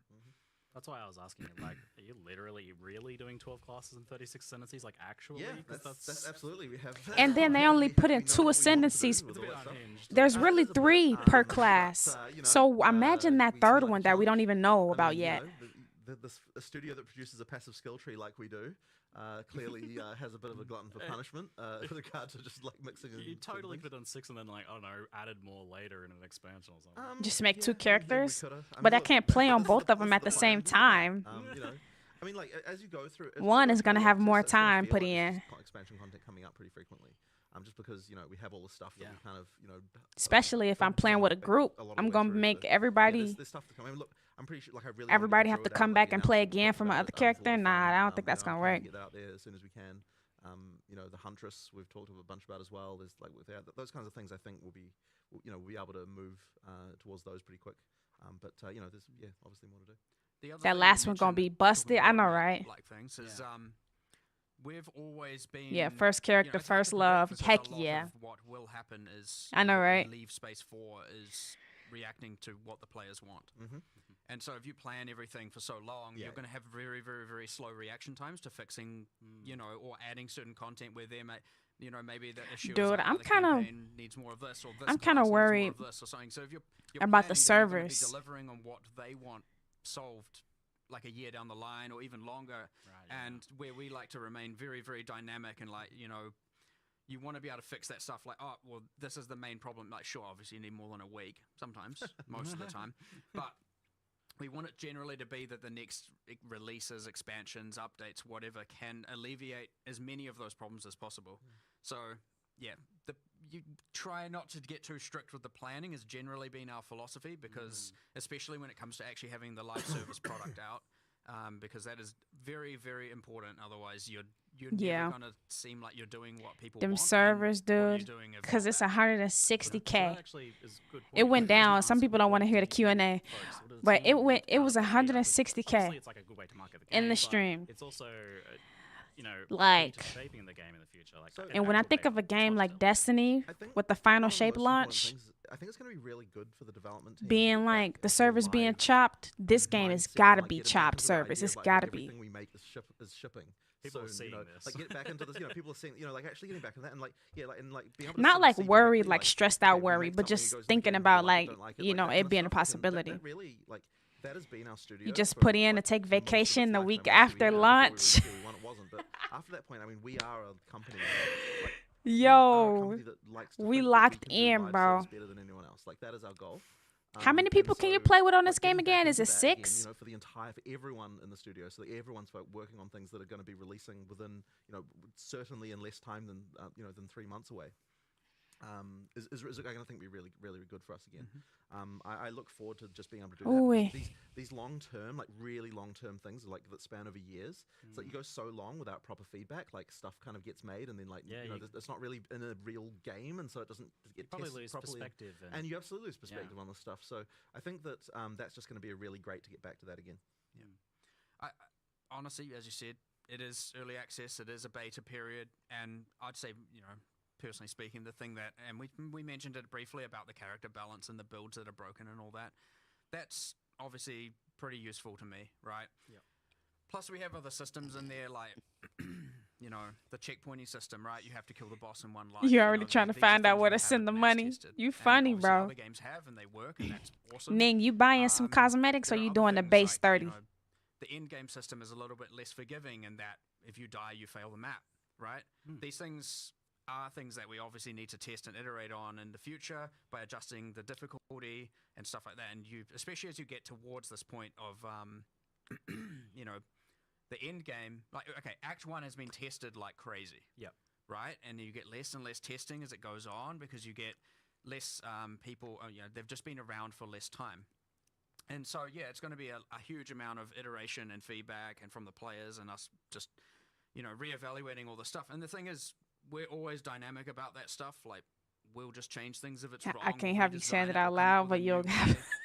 Jonathan's a firm believer of if A doesn't work and B doesn't work, then we'll find C, we'll find option C, we'll find option D, and we'll Heard. keep changing things and we'll make it work. Hilarious. So, yeah, it's going to be a lot of that iteration on our design decisions, how forgiving, because like the game is pretty hard, you know, it can be pretty hard.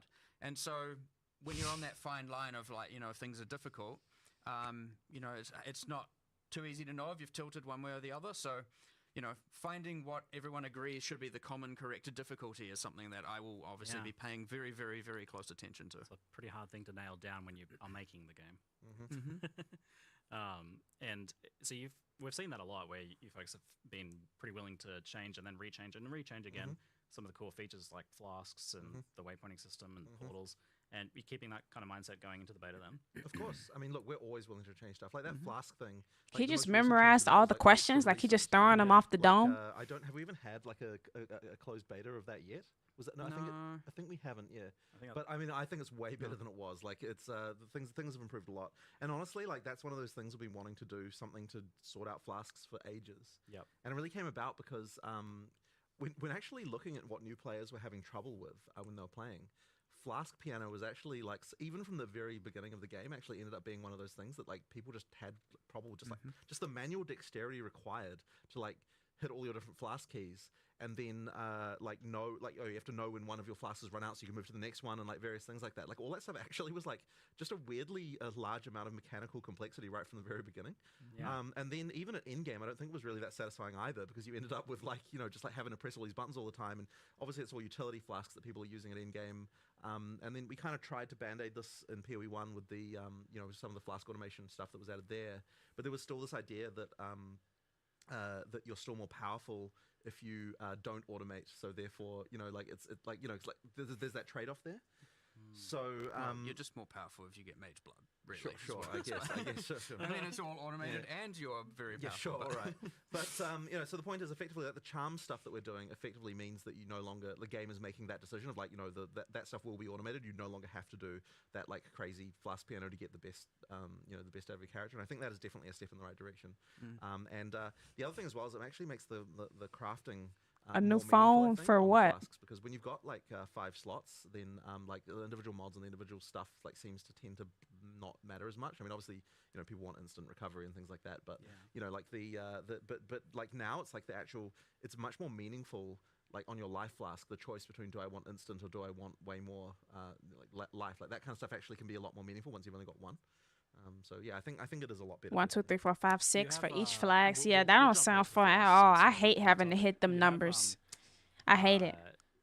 Locked in effectively the fact that there's a mana flask there now, so there's always going to be a mana flask slot. And how does that tie into your design for mana? And are we always going to be using a mana flask slot, or if we solve another way, what does it do? You can absolutely solve another way, and then you'll just have a flask slot that isn't doing anything for sure. But I think it kind of has to work that way because we really don't want. Because like once you sort of start to get into changing that around, I feel like the system sort of starts to break with regard to like, you know, the feeling of like I know where mana is, I know where my health is, like that kind of stuff. That being said, you know, we've always got uniques and stuff like that. I believe there's already there is a unique that allows you to equip 2 mana flasks. But the thing is, then that's a build choice that you're making, so it's a little bit different, and that's fine. I think the system as it works now just it's a lot easier. So it does sound like on the mana side of things, then that there are going to be multiple angles of solving mana, Of not course. necessarily. I mean, so we've got Leech edition number 475 of how it works, and we've finally got it right this time. You know, I think it works, and I think it's good. So I think that Leech will be more common. I'm not going to have to like crack out the Leech diagram showing the different buckets and things like that. I was saying, I think that Leech might be. No, I think. I was going to say, Leech is one of the topics in the studio that has wasted the most designer time of anything in the industry. But I actually don't think it's that. I think the actual worst offender is what stats should Dex give you. I think that is like that one has wasted there's so many arguments about that. I feel like that one's never come to the fore. Like we know about the Leech one, but no one is happy about giving accuracy. But no one has a better idea than what accuracy that it can give. And then, like everyone's going to come up with like in chat a bit. I bet they'll be like saying, oh, you know, it can give this or this, whatever. But there's like seriously, there's been endless arguments about that topic. It's like it's outrageous. You've got me thinking about it now. Babe, I mean, babe, I need a speed kiwi, would be bro. good, but then that's probably too much. Something like Dex, you just can't. Dex stacking speed. We can get all the designers down here right now. Yeah, I know. We'll just have it out again. We'll just have it out again. The longest Q&A of all time. It's already going to be that. Sometimes you're just like, you start the day, you're like, all right, here are the problems we need to solve, and then you're like, what about? But then accuracy on Dex comes up again. No, it's 3 p.m. and we're still discussing dexterity. So I go home, just make it accuracy again. Exactly. That is literally how it comes back to accuracy every time. This is arcade. Yeah. Rewinding a little bit, we can't forget our roots with Path of Exile 1, of course. So for the PoE 1 enjoyers, what is the plan for PoE 1 during the course of this beta? Is there going to be leagues launching? Is it on the back burner? Yeah, there absolutely will be leagues launching. Now I don't know the exact date, but Screw the plan PoE 1. But I mean, look, it's Yo, big brother coming. I will admit that unfortunately I need a kiwi. Yeah. At the end here, which is kind of been a bit unfortunate. You must have really missed it. But as I said, we kind of underestimated some of the stuff. But everyone is going to be going back to PoE 1 again for the February league. We're going to make sure that we can do that. Like one of the things that was a big problem for our studio when we had a long-term project and a short-term project is that you've always had that thing of like you always want to work on the short-term thing. So now that we've got 2 short-term things coming up, I actually think it's going to be a bit easier to prioritize in some respects because funnily enough, it's just like all that stuff is then is like coming up soon. So nah, you didn't miss it. So then you know what I'm talking about. We need to get that PoE 1 expansion out next. Yeah, obviously, I just want to always make it clear that which pack is the kiwi in? Can't be so planned I don't know. Again, I haven't looked. This game. Obviously, we pivoted to end game, and then that needed more resources. They showed some of them. But they was like naming them. I don't know them by name. Unpredictable things in the environment. We can't. If it's tradable. And then of course you have. Yo, that's legit, Ning, Christmas bro. coming up and all of that, right? There's so many Yo, that's variables to legit, bro. consider, but we also don't know how much time Shout is out going to be you, invested man. necessarily or need to be invested into live operations for post-release. how many Talking pawns are about gonna that go little wrong, how many chicken. how many of the uniques are broken, how many, and where do all these resources go? There are like just millions of variables here to consider, and so like it can get very, very difficult, especially at this time. But once you release, you have a bit of a grace period, so to speak, where well, more like a period of extreme amounts of fire, where we're putting out fires everywhere. But we have a period where we're fixing everything. You get everything stable, and then we're going to be like, all right, let's recalibrate, figure everything out, and what is our plans, and then establish all of that, based also on the feedback we get from that period where everything's on fire. Not to make it sound like it's going to be bad, but that is the inevitability. Is there's always problems. And hopefully, it appears good from a player perspective, but there's always going to be like, oh my god, people found this, and we don't have to see all the fires. Like ideally, the best thing is when we're able to fix some kind of exploit before people even hear about it. And when I say exploit, I'm just talking about some broken thing. Like if we we're obviously normally have to worry about like the whole mid-league nerf concept. But it's like if you can deal with something within like an hour or two of it happening, then it's like you're kind of okay because no one had a chance to kind of like everyone didn't swap their build over to it or whatever. We're gonna have to be really on the ball for PoE 2 just because there's so many things that are new. Well, I mean, look, we have several bosses with several elevators. How many of them can be pushed up the elevator? You know what I mean? Well, that's what I mean. When I say a fire, I'm talking about bosses getting pushed up elevators. Like, that's not okay. I am liking my mercenary flashbang knockback is very fun. Right. Yeah, you need to look into that, by the way. The whole flashbang. I feel like you're gonna nerf my build. It's in a $60 set. Already. Oh, that's not bad. I thought it was gonna be really expensive. These are the fun things. Discovering that stuff can be very fun for the players. It's just internally, it's like, oh no, what are we doing? It can get a little bit panicky after release, and it there's lots of things going on. You're like, oh geez, what do I solve first? But obviously, it's the same as PoE 1. We're good at it at this point. Got some experience. Indie belts. You aren't going to be torturing us with like releasing beta stuff at the same time as PoE 2 PoE 1 league launches. The plan is to keep them separated a bit from each other so that you get a chance to play. Don't with make me both choose. Yeah. So we saw a cinematic, to put it lightly. It was that was quite epic, and I know has been cooking for quite some time, and that was pretty exciting. But we've also seen just a lot of story stuff happening on a much higher level than previously now. So stepping up your storytelling game here a bit. Yeah, so we're really wanting to make sure that the storytelling in PoE 2 is much better than what it was in PoE 1. There's a lot more kind of, that kind of like stuff with the introductions to boss fights and the outros and things like that. Like all that stuff, we've just got a lot more storytelling going in. All of those things. We do have the intro cutscene. There's also kind of like light, like between the acts, there's these kind of like more kind of motion graphic type cutscenes, just kind of establish things. And there might be some more surprises later on in the game as well. Not in early access, unfortunately. Later on that you can see as well. But ultimately, we just want to make sure that I think a lot of people who got through the PoE 1 story had no idea what was happening by the end. Effectively, we want to make sure that is not the case this time around, that people really are able to absorb things. But guilty. One thing I will say, though, is that it's ultra important to us that we don't break the feeling that, like, when you're playing a second time, that it feels like we don't want it to feel annoying the second time. We were talking about this morning. About you don't take the control out of the player's hands. So I'm personally a believer of the fact that if you just when you change the camera position for a cutscene, immediately it feels way more annoying. Like, because there's this whole thing of like if you click on an NPC and like the camera changes position, like sure, when you're playing through the campaign the first time, that kind of thing is like that can be cool.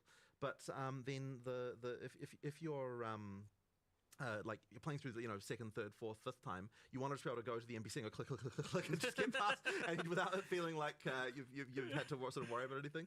So effectively, we want to make sure that it's still that we still have that, because ultimately we're a game you expect people to play through many times.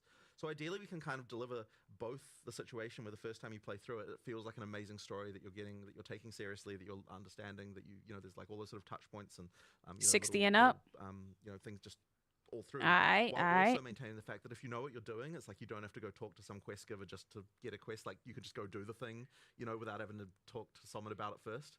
You know, that kind of stuff is really important just to make the that stuff work well. Quality of life, you said something this morning that stuck with me, where you said like Path of Exile is a game where the player's meta knowledge is allowed and yes, encouraged. Absolutely.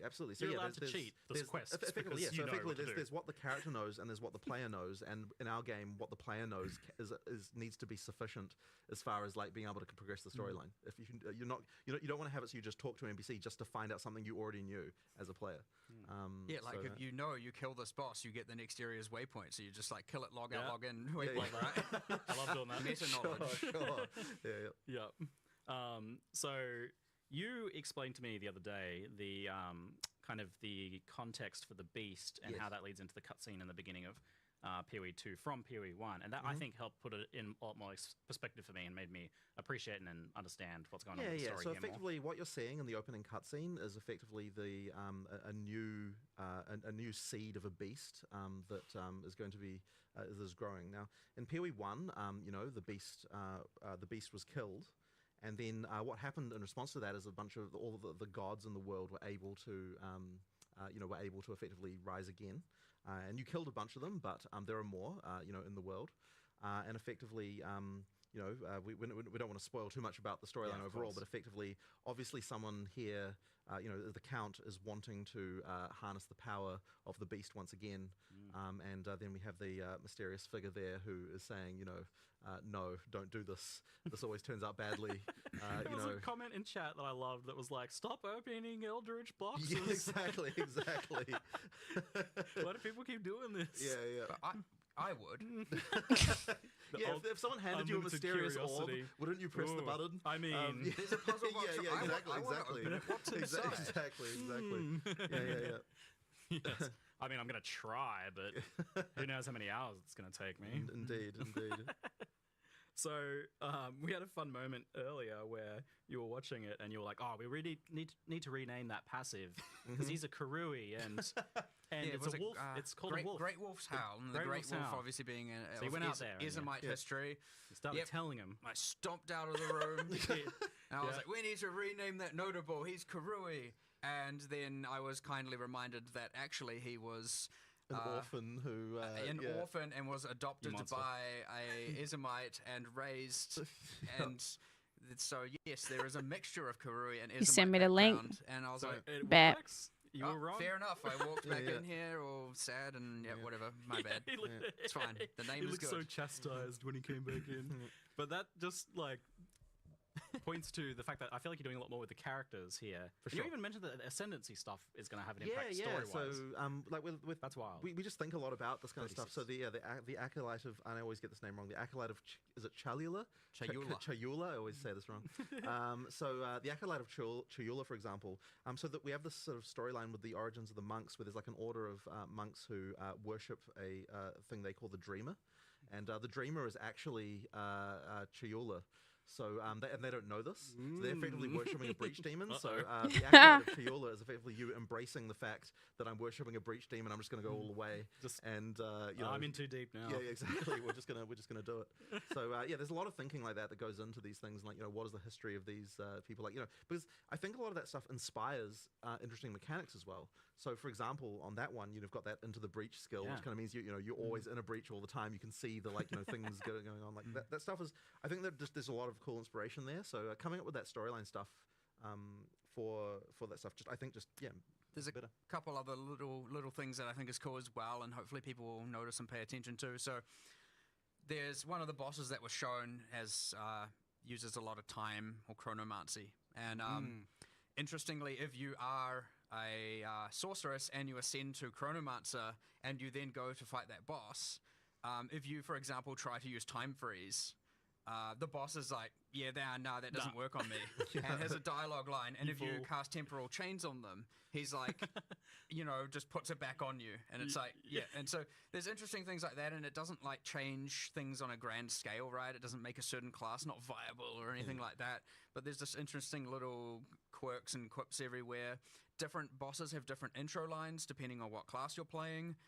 They have different skill lines sometimes depending on what class you're playing. We've got different dialogue all through the campaign for different classes, like the sorceress is obviously from the Maraketh. When she goes back to the Maraketh, there's kind of a little backstory there about how she was banished originally. So you know, she needs to find a way to she needs to be accepted back into their culture again. You know, like we've got things like you know, the character we talked about earlier. So the warrior, you know, was an orphan. You know, he was brought up by actually one of the NPCs in Act 1 town. So obviously there's a whole different dialogue there because he's effectively his adopted son. You know, we've got things like that. There's a lot of thought that's gone into, you know, just trying to make it feel like all these character classes have some level of involvement with the world. You know, they didn't just come into existence the moment that you. There's other little things. So, like more on the narrative side, obviously we saw the world map. You have the icons that show different things that are in each act, like all the things you want to explore, Such a good find, idea. and yeah, awesome.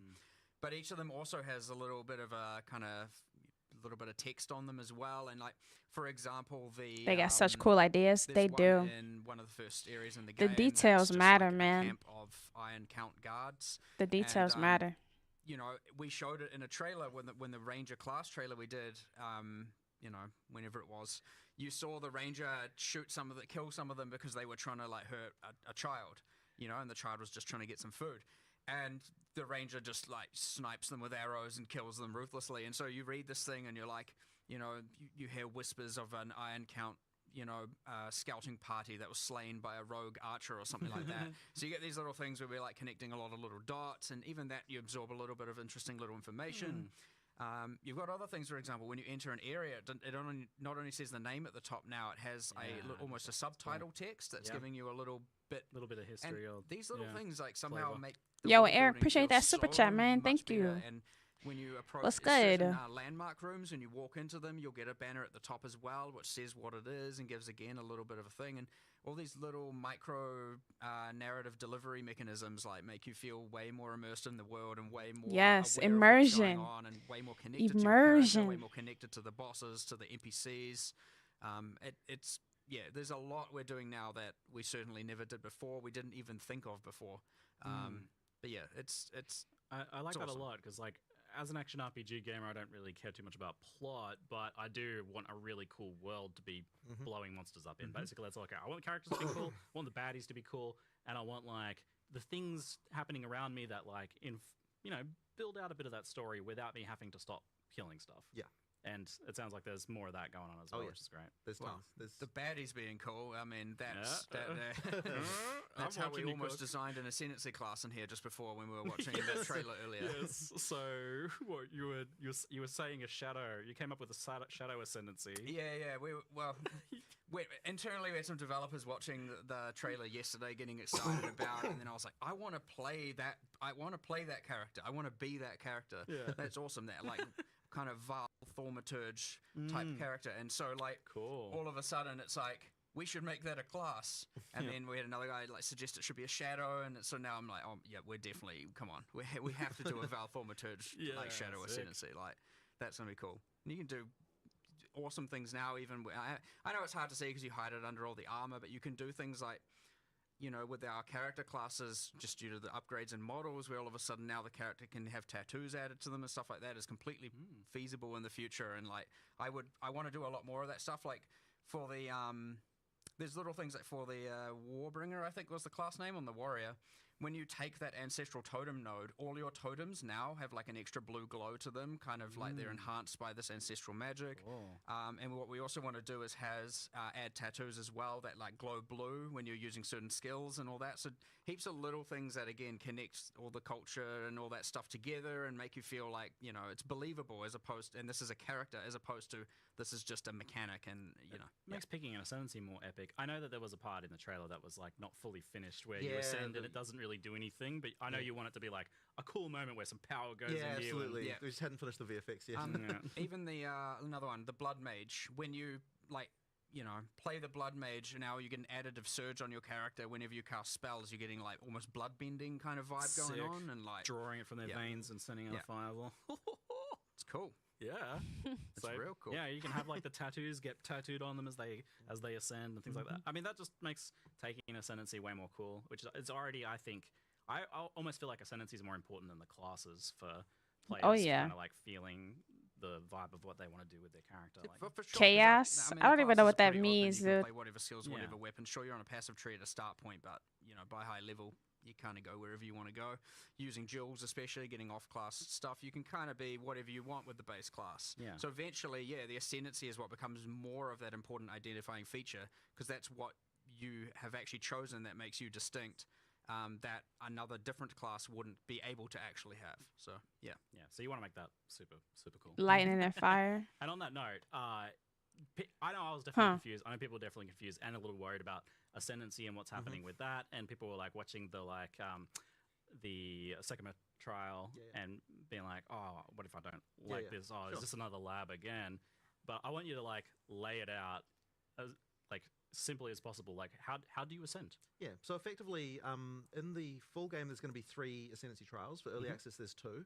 And effectively, you can use any of those ascendancy trials to be able to do your ascension. You choose. You choose which one. And effectively, if you as you get to higher level keys for those trials, that will unlock more points. Like if you do it at certain level breakpoints, that will allow you to get more points for those classes. So if you want to just play the entire, just only the Trial of the Chaos God with to get all your points, then you can just decide to do that. Just play it at higher and higher levels, and you get more points as you go through.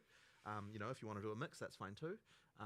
Personally, I think people will want to try out all the different content. I mean, you might think that you, but even within the trials, there's choices, right? Like, I know that there's always contention around traps, but because in the because in the Trial of the Sekimas, you can choose which rooms you want to go to. If you don't want to deal with traps, you just don't pick those rooms, right? Like, you don't go to the gauntlet rooms. Don't go to the gauntlet rooms. You can just go to other things. Do and the combat ones. Do the combat ones, and that's fine too. So effectively, it's like you always get to choose like what you're doing there.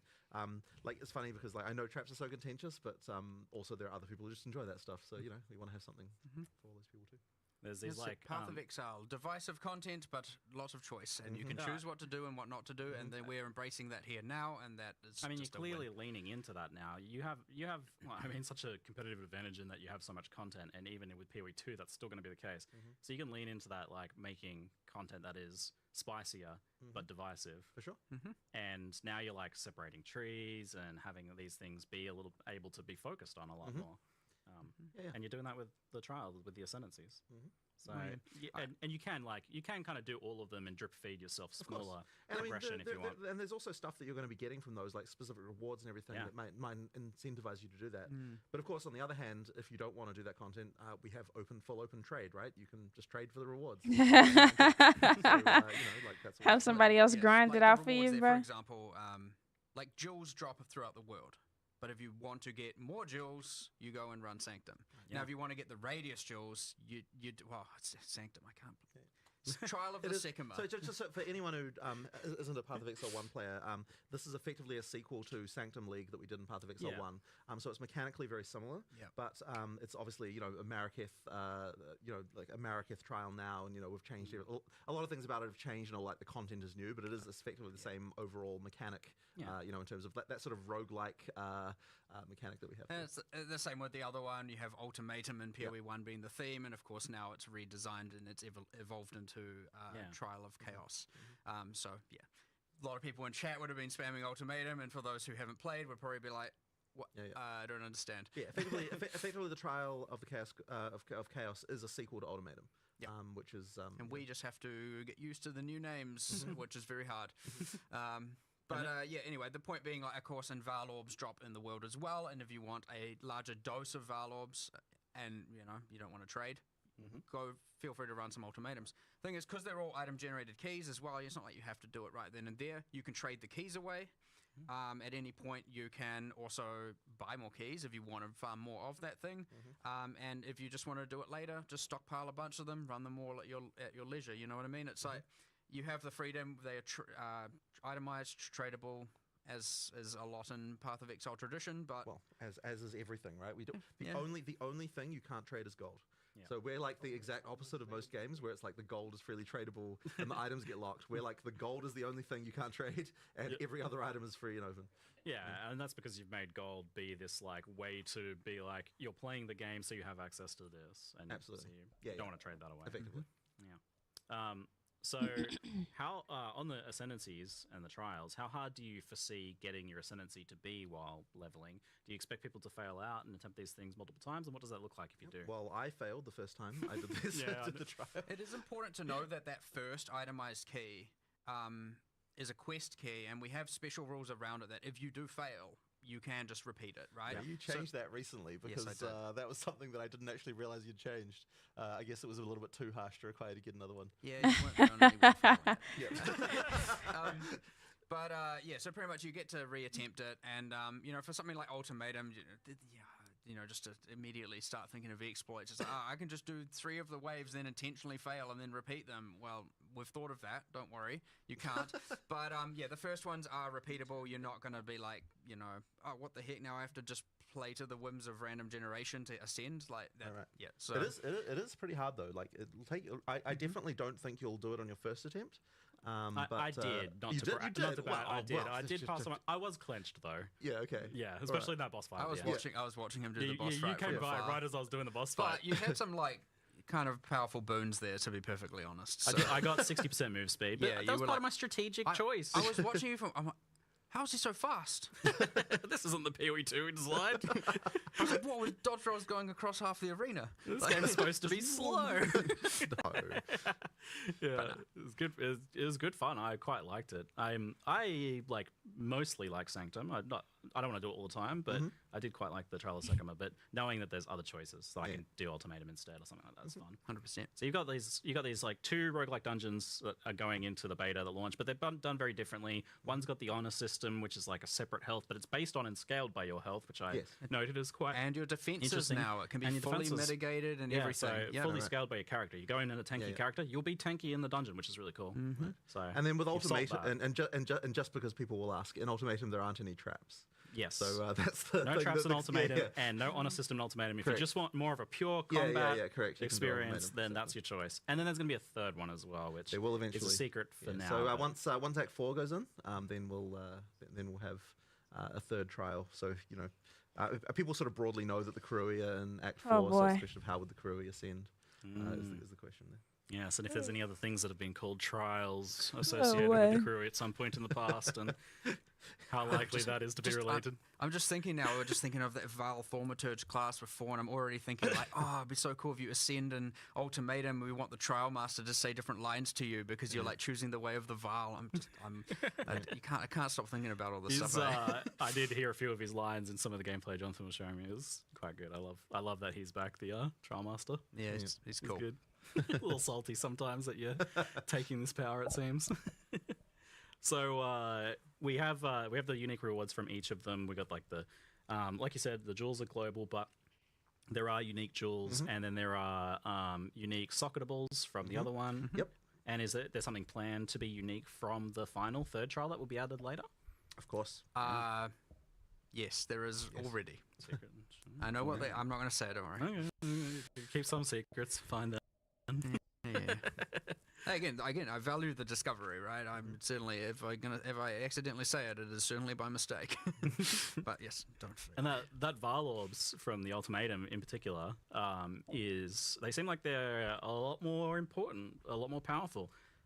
I mean, I certainly think that like some of the stuff is a lot better with how they work. So So one of the things that we wanted to change was that implicits on items are truly implicit. Like you can't get rid of them; they stay there. And so that means that when you do a Val orb, the mod that you get there now is an addition to whatever implicit already had, which is obviously good. And then the next one being that you can get plus 1 socket above the normal limit. All right, Keisha, good night. Which is Sleep also tight. kind of powerful.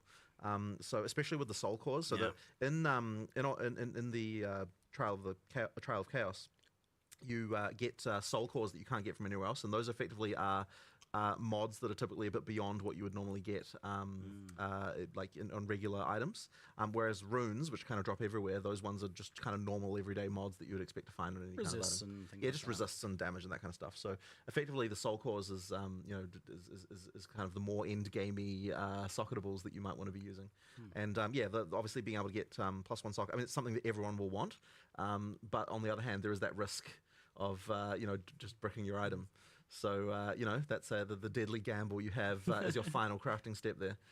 It's they are Val orbs are more forgiving though. They are, yeah. But like if you think about we talked about enchantment, so some slots you might value the enchantment over a rune or a socket slot, right? That probably, especially towards end game, I'd say that's probably going to tilt that way because maybe a soul core contests with it, but the whole point is that there's choice there involved.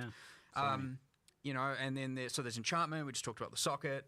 There's obviously always the case of doing nothing, which happens. But you know, for just say regular rare items, it will re-roll like 1 to 3 modifiers at random. Effectively, do a chaos orb on 1 to 3 modifiers, not all 6. And as much as that can often be a downside, because if you're using it on a very good item, obviously it's going to take away the good ones. Interesting. But if you're using it on a mid item, you can actually turn it very good. Now, I've had this happen. Like when I've been playing, I've got like, this is, you know, life, defense, double res, and something else that I don't want.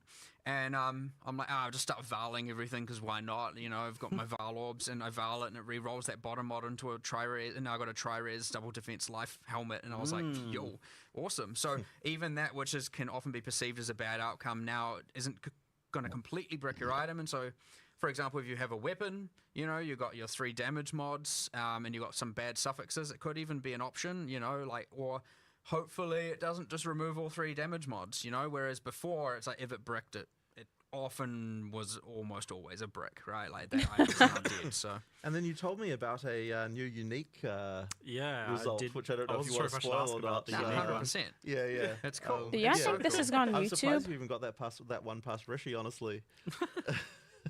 I mean, he got it made. Okay, great. We discussed it. I agree. Yeah, I agree. I messaged it to him thinking he'll be like, no way, this is unacceptable. But Just no, tell, he was all for it. It didn't turn into a dexterity chat. Yeah. And so, what it effectively does is it just takes the mod values and it goes up to, I can't remember exactly the values, but let's just say it changes all the values to between 0.8 and 1.2 of what they were multiplied, but it doesn't care about the minimum and maximums. So, for example, if you had 1,000 life Helm's Heart, you can use this to get, again, this is me assuming it's 20% variance, but because I can't remember what we balanced it to, but you'll be able to get a 1,200 life Helm's Heart, for example. Now that's obviously giving up the enchantment and a socket. Just thinking about sockets on Helm's Heart. I can't remember what we did, but whatever. I think you can actually no, it's not on do YouTube. that, which is interesting. But ultimately, it's like, now I'm choosing, do I want the enchantment? Do I want an extra, 100 something, 200 life, whatever that ends up being, or do I want the socket? So it's quite an interesting choice and adds an extra axis of corruption to unique items. That is, I think, corrupted divining of uniques. Interesting. Yeah, effectively, it's divining them, but with higher maximums and lower minimums. Surely there's going to be some broken things like max res or something like that. I mean, we'll find out. Cross that bridge when it comes to it. Yeah, fine. So that was all just talking about the trials, how you actually get your ascendancies. But what about the actual ascendancies themselves? How are they cooking? Well, they're fun. They're cool. Yeah. We certainly tried to get what we've tried to do is for the classes we've tried to have one that's a bit more out there. Yeah. You know, something that isn't just like. If you think even about in PoE1, you've got the duelist, and you can go like champion or slayer or holy words, I don't remember, but you know the drill. Sick. And how do you do that? And the problem is like, what is this? They're all just about like hitting stuff with weapons, and they haven't. There's nothing really out there. They all sound cool. Like, don't get me wrong, and they can be cool, and they do have differences, but there's nothing that's like kind of crazy. So all of a sudden now when you're like, sorceress, you're using all your elemental skills, and now you can just like go into this thing that can stop time. It's a little bit more crazy, and you got the mercenary, and you can turn into a gemling legionnaire and like, effectively fuse gems into your flesh to like, mutate yourself. It's like not just talking about crossbows and projectiles over and over and over and over again. It's like doing kind of whack stuff. So I really like that. That's awesome, and we're going to make sure every single class has one thing that is like definitely out there, and then one thing that's more predictable, more to the expectation of the trope. For example, the Deadeye to the Ranger, and but yeah, lots and lots of cool interactions, just cool playing with different mechanics, and we've tried to make them like, for example, none of them call out a weapon, right? None of them. So we're trying to make sure that they're broad enough to be that. You might be a ranger going a Deadeye, but playing a caster, right? Yeah. Playing spells, like keeping all of that open, that flexibility, that kind of crazy, for the Johnny players, as we call it out there, who want to just completely experiment and figure out, the most broken, weird stuff. You know, and you get things with that when you're still like, okay, I'm a ranger, and I'm using a quill rain in one weapon set, spec'd into a bunch of prod speed, attack speed, and in my second weapon set I'm using a spellcaster staff with a bunch of projectile stuff, and I'm invested into more spell damage side, and you've got a whack tree, and all of a sudden now you're this like Deadeye, Archer, Spellcaster, Mage hybrid doing all kinds of wacky stuff, or like even, or let's say the same build and experimenting with a bunch of triggers. And so you're using your bow as a Quill Rain as a high attack speed delivery mechanism for, you know, laying down a bunch of either CCs or slows or building up crowd controls, and then you're using the caster stuff, and like you get some pretty out there things going on. And the important thing is it's not like just like benefiting only arrows or only bow attacks or anything like that. It's broad and now, you know, opens up the world to what you can do. And same like the Gemling Legionnaire on the Mercenary is entirely just about gem slots, skills, support, etc. There's no, you don't have to be anything. You can be literally whatever build you want. And yeah, so that's embracing that and making sure that people still, even though we have all these classes, we're embracing that path of exile. You can do anything fantasy that we want people to be able to do. And yeah, if you don't want to go with the trope, perfectly fine. Yeah, and you'll still be powerful. It sounds like you're really trying to avoid that thing that we've had a couple times in PoE 1 where like a certain niche is relegated to one ascendancy. Like that's the only way to go for it. Sure. It sounds like that's not going to be the case here. Well, at least if we're doing our job right, that should be the case. Yeah. And with so many of the ascendancies as well. Got a lot of choices. Originally the plan was to like have all of the PoE 1 ascendancies available, and it was some sort of weird split campaign stuff and all that. I don't really know at this point. It's a bit confusing. You mentioned Deadeye though, so it sounds like some of them are coming forwards, but is it all just being I think it's more redone at this point? At this point, At this point they'll just be different, right? Like originally way back when we were planning on just keeping the ascendancies as they were and putting them over. But at this point, that wouldn't even be good enough because like it doesn't fit the kind of like Path of Exile 2 way of designing this thing. So yeah, I mean, look, we might have a class called the Deadeye, and it might have the same themes, but it'll be like different actual mechanics and different things. Yeah, I mean, yeah, even the Deadeye, you got Tailwind, works differently. You've still got an additional projectile. You know, like there are things that certainly carry over, but it's really easy, and it's honestly been fun just looking at them going like, you know, now we have all these system changes, all these skills, and everything works like this. Just what would the perfect class be? Not like how can we retrofit and band-aid a PoE 1 class to work. It's just way better to look at it and go, here's all the things we want. So, well, like when you only have now the life and mana flask and stuff, it could obviously things don't work quite the same. But then now you have the charm system, and all of a sudden, if I you actually did do wonder that, if Pathfinder would be cool with that. Exactly, like stacking charms. So it's just here are 12, eventually 36 classes. It's not really like here's the PoE 1 counterpart and they're identical kind of thing anymore, for sure. Too many things changed for that to even be possible anyway.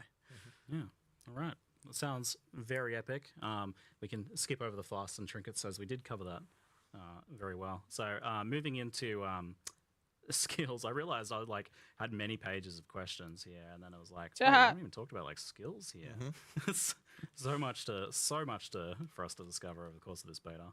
How has the list of skills been shaping up overall? I mean, it's certainly getting there. I mean, look, there are even certain skills that won't even make it, even just within the classes we have. Like, there are still going to be some more skills coming later on as well for these classes, because there are more skills that we got just about there, and didn't quite make it. And like getting a class finished in terms of the skills you need, like it sort of seems very easy when you come up with, okay, we need 22, 23, 24, number of skills, something like that. And it seems like that's not so many, and you kind of design them. But when you actually come up with all of the things, the way they interact together, the number of prototypes you have to do that kind of don't really work, and you end up not being fun. And then, of course, the support gem stuff, like you need to make sure that every skill has enough viable supports so that you can actually even recommend to people to be able to do.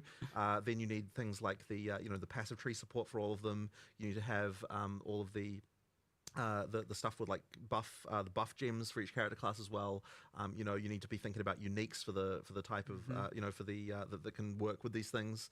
It's just like there's so many different elements to actually make skills work, and once again, it's another area I think that was underestimated to some degree before, and it does take a to actually get that finished. I kind of feel like I'm done with this Q&A, bro. A total struggle. And we didn't think I we would wanted to have up finish to it all the 6 way through, classes but I'm kind of at the start of early access. We were thinking we would have 8. tired to begin with. of Yeah, listening. when it actually came down to actually getting to actually finish something, you know, like it just ended up being too much. You know, now obviously we've got a bunch. I mean, we've got a bunch of work on more of the classes that we've done. You know, there's things there, but it's that finishing work of like making sure that all the systems in the game come together to support, you know, how that works. Well, that requires a lot. Doing all of that as we're still discovering how we want those systems to work.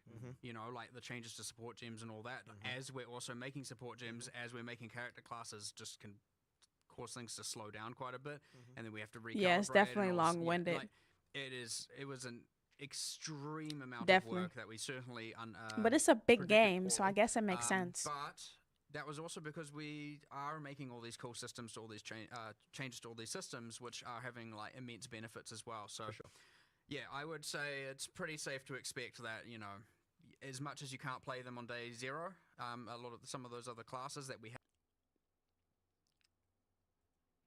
All right. Time for the good stuff.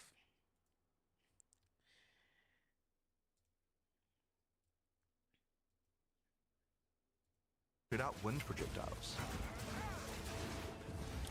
There are 21 active skills for quarterstaves, so this just scratches the surface of the options that you have. By endgame, you'll be power comes from notables. And I shall rage with a critical hit with a spell. As we showed you earlier on the sorceress, Here we you can go. swap between weapon sets on the fly as you use certain skills. One of the new features in Path of Exile 2's passive tree is that you can choose to have your passive tree change as you switch between weapon sets. Degen build for max one here in the canopy and Act 1 use as you play. All the items that add mods that can have Ezomite runes gold. Any corpses you run through are unique to each character class, so choose Here we go. wisely. Here we go. They can drastically affect how you build your character. As a sorceress, you could become a storm weaver, a master of the elements. Tempest Caller causes elemental storms to be summoned each time you do a critical hit with a spell. So this like double down on all the elements, bro. Trigger elemental storm on critical hit with spells. With Strike twice, you can stack 2 copies of Shock for more damage.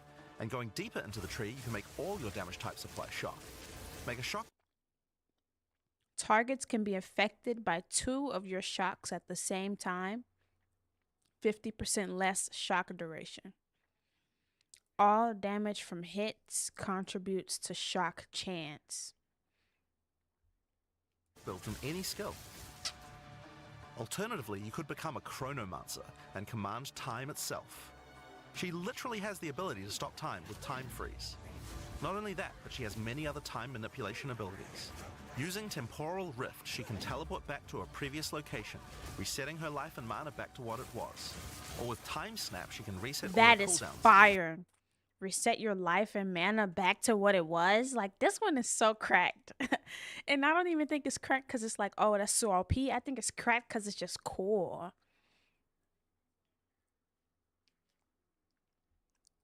Alternatively, you could become a Chronomancer and command time itself. She literally has the ability to stop time with Time Freeze. Not only that, but she has many other time manipulation abilities. Using Temporal Rift, she can teleport back to a previous location, resetting her life and mana back to what it was. Or with Time Snap, she can reset all her cooldowns and cast all her spells again. Dude. On the warrior, you it's can crazy. choose between the Warbringer or the Titan. The Warbringer channels the might of his ancestors to gain tremendous power. Using Answered Call, you can summon ancestral spirits linked to each of your totems. With Jade Heritage, you can encase your body in a protective layer that absorbs all damage until it breaks. This like the rock solid from Black Myth Wukong, bro. Warcaller's Bellow allows you to explode the corpses of your enemies. And with Great Wolf's Howl, you can ignore the cooldowns of your war cries. Let all that anger out. The Titan class is all about hitting big. With Earthbreaker, every slam is a chance to create an aftershock. With Crushing Impacts, every hit becomes a crushing blow, which will allow you to stun your enemies with ease. With Surprising Strength, you can take advantage of stunned enemies to deal 40% more damage. As a ranger, you might choose to be a Deadeye, an expert markswoman who can take down foes with style. With endless munitions, every attack gains an extra projectile. With Gathering Winds, she gains a small increase to movement speed with every attack, but be careful, she loses them when getting hit. With Eagle Eyes, she will never miss, allowing you to stop wasting all those passive points on accuracy. You have no accuracy penalty at distance. No accuracy penalty. Alternatively, you could become a Pathfinder, the master of flasks and poison. She can Flasks choose and from one of poison. several throwable concoctions, allowing her to spend her flask charges to throw explosive bottles that deal various types of damage. A bleeding concoction will make your enemies bleed, while a fulminating one can shock your enemies, allowing you to do extra damage. Contagious Contamination allows her to spread poisons between her foes, while overwhelming toxicity doubles the number of stacks they can be infected by. Running Assault allows her to move much more quickly while firing, while Relentless Pursuit makes her totally immune to being slowed by enemies. The Witch can ascend into the Infernalist or the Blood Mage. Yeah. As an Infernalist, she can summon a loyal Hellhound companion. The Hellhound sets enemies on fire, as well as taking a percent 20% of damage from hits is taken from your Hellhound's life before you. I didn't even peep that the first time. That's actually cool. Immune to slows. It says it double the number of poisons you can inflict on enemies. 35% less poison duration. And then there was another one too. Contagious Contamination allows her to spread poisons between her foes, while overwhelming toxicity doubles the number of stacks they can be infected by. Running Assault allows This one, 30% less movement speed penalty when using skills while moving. When using skills while moving. allows her to move much more quickly while firing, while Relentless Pursuit makes her totally immune to being slowed by enemies. The Witch can ascend into the Infernalist or the Blood Mage. As an Infernalist, she can summon a loyal Hellhound companion. The Hellhound sets enemies on fire, as well as taking a percentage of the damage if the Infernalist gets hit. With Pyromantic Pact, you can turn your mana into Infernal Flame. As you cast more spells, the flame builds up, and if it overflows, you'll take damage. So your mana is replaced by the maximum Infernal Flame. You gain Infernal Flame instead of spending mana for skill costs. Oh, so instead of losing mana when you do a skill, when you pop a skill, you gain flame. Take maximum life and energy shield as fire damage when the Infernal Flame reaches maximum. So if you let the flame build up, it takes away your life. You lose health and energy shield, whatever that is. Lose all of your Infernal Flame on reaching the maximum Infernal Flame. Oh, so that's all on top of the health. Lose health, shield, and all your flame. 10% of your flame lost per second if none was gained in the past 2 seconds. Yeah, see, like Necromancer seems like it got definitely got a skill ceiling, higher skill ceiling than like the other ones. When you reach max, it goes away. Yep, you lose all of it when it hits max, and you inflict burn damage on yourself. Damage. Using Bringer of Flame, you'll want to make sure you keep the flames topped up. While not on low Infernal Flame, all damage from you and your minions contributes to ignite chance and magnitude. So this one is like you gotta keep it not super high or low, like in the middle, to get ignite chance and magnitude. As you cast more spells, the flame builds up, and if it overflows, you'll take damage. Using Bringer of Flame, you'll want to make sure you keep the flames topped up. While your Infernal Flame is above 30%, all damage from you and your minions will ignite enemies. Above 30%. She can order of flame, you'll want to make sure you keep the flames topped up. While your infernal flame is above 30%, all damage from you and your minions will ignite enemies. All damage from you and your minions will ignite? Because this one says it contributes to ignite chance, but he's saying all of them will ignite. So they want you close to high. Yup. Playing a dance between damage and keeping yourself alive. Yup. Yup. See, I just don't know if I got the cojones for that.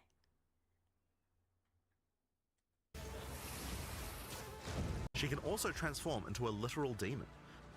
While in demon And this one, you take even more damage. form, she takes an increasing amount of damage, but her cast speed and damage increase rapidly as well. So if you're planning on transforming into a demon, make sure you stack a lot of life recovery. She can also become a blood mage, a master of life and energy. All blood mages must pay the price of making skills cost life as well as mana, but in exchange, every monster they kill will drop life remnants, which allow them to quickly gain back that life. With Crimson Power, she can gain large amounts of extra life, and with Vitality Sight, every monster they kill will drop life remnants, which allow them to quickly gain back that life. With Crimson... Gain energy shield from equipped body armor as extra maximum life. I don't even know what that means all the way. You thought of a unique like this yesterday talking to Enzo?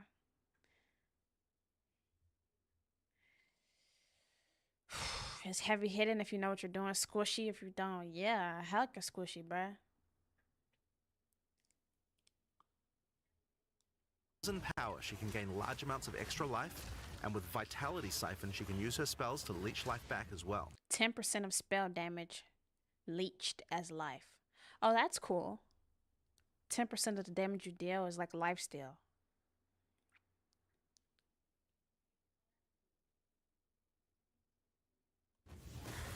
Once you've got a significant amount of life, you can use Gore Spike. 1% increase crit damage bonus per 20 life.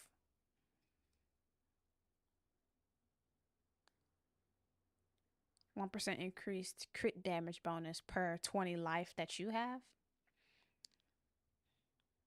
This one, the blood one. I mean, the fire one is pretty good too. To make your critical hits deal incredible amounts of damage. A monk who is in tune with the element. I mean, dude, Necro is just scary, bro. And I don't know. They both are good. Both blood and fire is good. I feel like fire is more cool.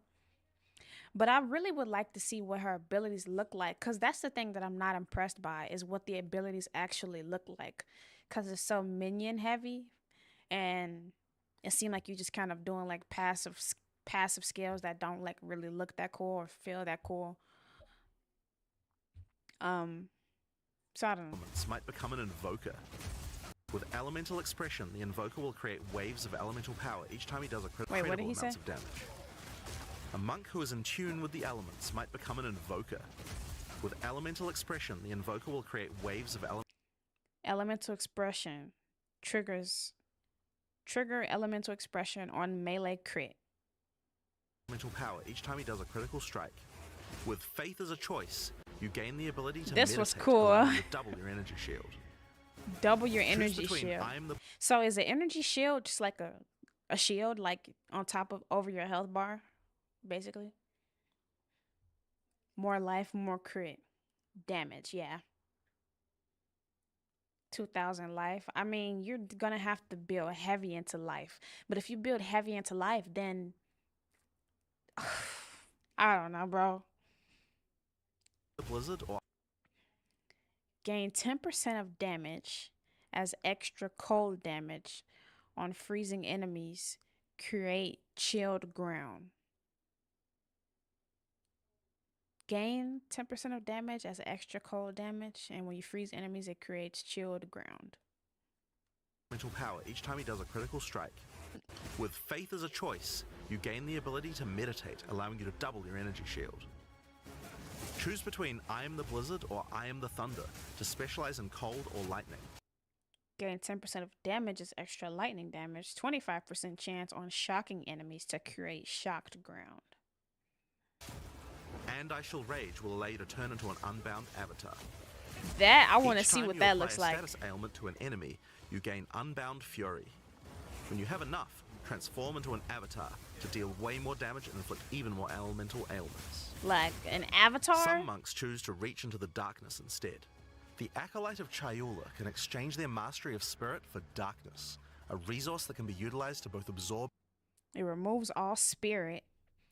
Your base maximum darkness is 100 for each life or energy shield lost to damage.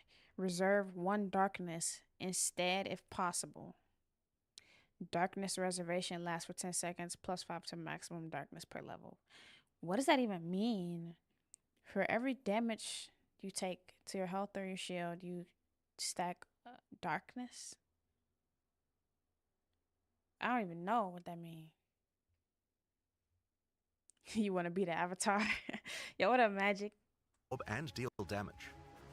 The Shroud of Darkness will protect you from all damage incoming, but if you take Grasp of the Void, you will deal extra chaos damage from all the dark. Gain 1% of damage as extra chaos damage per 20 unreserved darkness. See, like, I'm confused already. And I ain't even playing the game. Gain 1% of damage as extra chaos damage per 20 unreserved darkness. Unreserved. Lost me. Ready? Yeah. The more damage you take, the more reserved darkness you build up. You see the darkness meter? For each life or energy shield lost, you get more darkness. Okay. Yes. So that darkness meter grows. Every 20 that you gain, you get more chaos damage if you put that 1% right. per 20. Right, per 20. Yeah. Okay. Okay. Okay. Darkness you have. Their Dark Pact offers greatly increased resistances to 10% to maximum chaos resistance. Chaos resistance is doubled. So you get chaos resistance.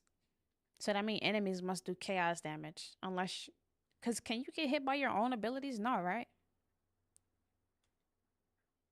chaos damage, and can allow their mana leech to not only happen instantly, but apply to their energy shield as well. Mana leech? Their Dark Pact offers greatly increased resistances to chaos damage, and can allow their mana leech to not only happen instantly, but apply to their energy shield as well. You cannot recharge energy shield. Mana leech effects also recover energy shield. Mana leech. So you steal mana and it gives you back energy too. Another node you can take is Waking Dream, which allows you to see into the domain of the Breach Demons. There you will see the Flames of Chayula that can be taken to gain life, mana, and damage. So you like pick up little fireballs that give you health, mana, and damage.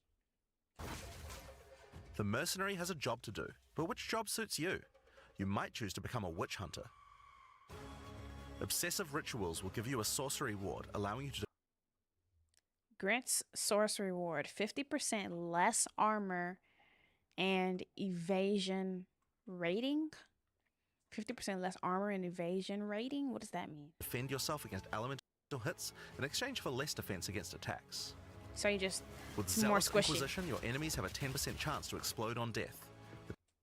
10% chance for enemies you kill to explode, dealing 100% of their maximum life as physical damage.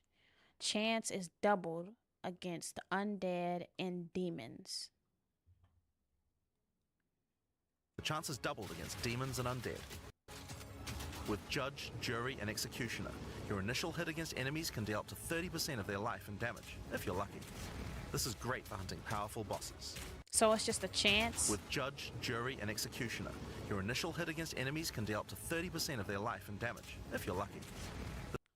30%, up to 30%. I don't know what chance that is, but your first hit has a chance to chunk them. This is great for hunting powerful bosses. And with Witchbane, you can break your enemy's concentration, preventing them from casting spells as often as they would usually do. Enemies have maximum concentration equal to 40% of their maximum life. Break enemy concentration on hit equal to 100% of damage dealt. Enemies regain 10% of concentration every second if they haven't lost concentration in the past 5 seconds. Yeah, so far, Mercenary is definitely a little underwhelming. The higher the evasion rating, the higher chance that if you get hit, you don't take damage. Oh, okay. You could also choose to become a Gemling Legionnaire, enhancing your abilities by embedding gems directly in your flesh. So this one is just more focused on skill gems. It's like a neutral ascendancy, so where you can, it's basically based on your build. It just buffs, like, I guess, skill, like gems, because you're a gemling.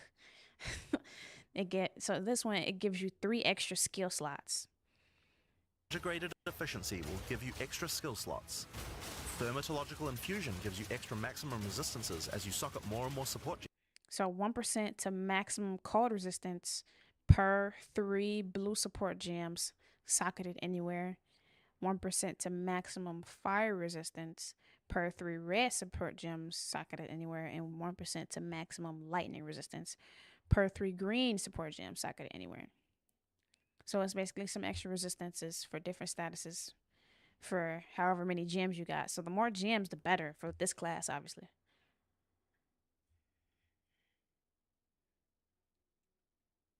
I'm not sure what I want, but I want also like guns. Yeah, I know, right? Gems. Adaptive capability allows you to use any color of gem without worrying about attributes. Attribute requirements of gems can be satisfied by your highest attribute. Attribute requirements for gems can be set. So it doesn't matter what attribute it is, but if it's high enough, it can match with that gem. So you're just like a skill gem demon, just doing whatever you want. So just like kind of just freedom. While crystalline potential adds extra quality bonuses to every gem. Plus 12% to quality of all skill gems. Socketed into your character. So those are the ascendancy classes for the start of early access. But one thing we haven't talked about yet is how you ascend in the first place. Ascension in Path of Exile 2 requires completion of one of the great trials, which you'll find as you progress through the campaign. So if they say you need 40 strength, but you have 40 dexterity, you can still use it. Yeah, right. Yep. Located in the Vasteri Plains. I don't know, dude. I'm not really feeling the mercenary. I'm not feeling the warrior or the ranger. The highest position in Marraketh culture is a Sekima, and it is not a title given freely. All aspirants must complete the trial of the Sekimas, a grueling monk that will test their strength, Necrosork. The monk was kind of cool.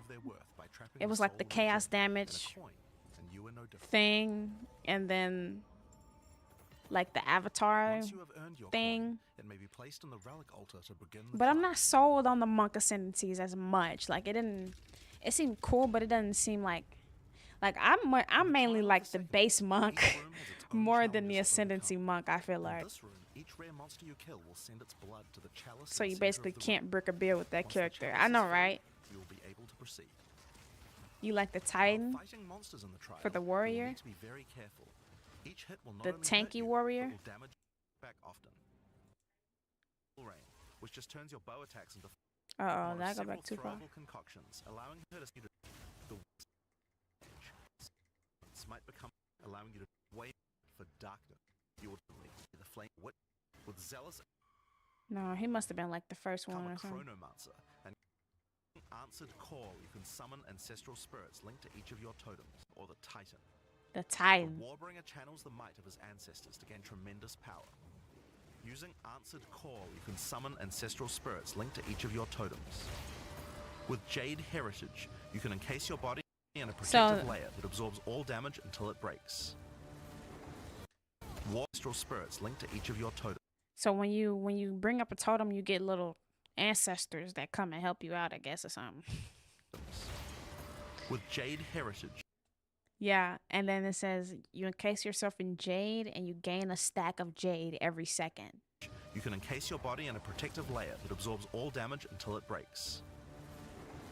Warcaller's Bellow allows you to explode the corpses of your enemies. And with Great Wolf's Howl, you can ignore the cooldowns of your war cries. Let all that anger out. Not this one? The Titan class is all about hitting big. Oh. With Earthbreaker, every slam has a chance to create an up. 20% chance for slam skills you use yourself to cause aftershocks. Aftershock. With crushing impacts, every hit becomes a crushing blow, which will allow you to stun your enemies with ease. With surprising strength, you can take advantage of 40% more damage against heavy stunned enemies. stunned enemies to deal 40% more damage. As That a man ranger, you screaming. might So just basically just DPS stunning. You either going Dark Monk or Gemling because never having a broken build and being able to use any gem is strong. But that was Mercenary. That was Mercenary. With the Gemling. So you still got to decide between those two. I think I'm between Sork and Necro. Cause Sork, what was it? Sork the time one is so cool. That time Sork is cool. You could also choose to become a Gemling Legionnaire, enhancing your abilities by embedding gems directly in your flesh. Integrated Efficiency will give you extra skill slots. Thermatological Infusion gives you extra maximum resistances as you sock up more and more support gems. Adaptive Capability allows you to use any color of gem without worrying about attributes. Yeah. Yeah, Neck or Sork. 2 female characters, huh? Yep, guess so. I guess so, bro.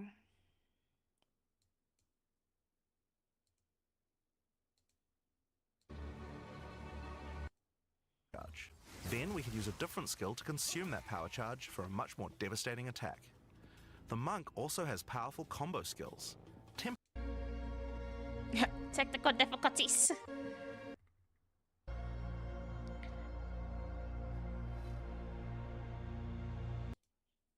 Full damage immunity from the front. The warrior also has access to totems. Some totems have built-in abilities like Shockwave Totem, which can be placed to stun nearby enemies and trigger aftershocks like those from the earthquake.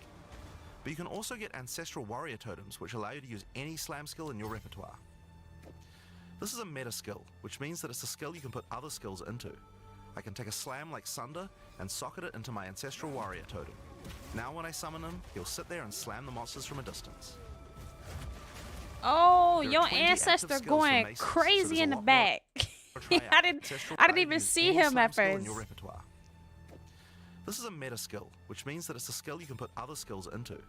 I can take a slam like Sunder and socket it into my Ancestral Warrior Totem. Now when I summon him, he'll sit there and slam the monsters from a distance.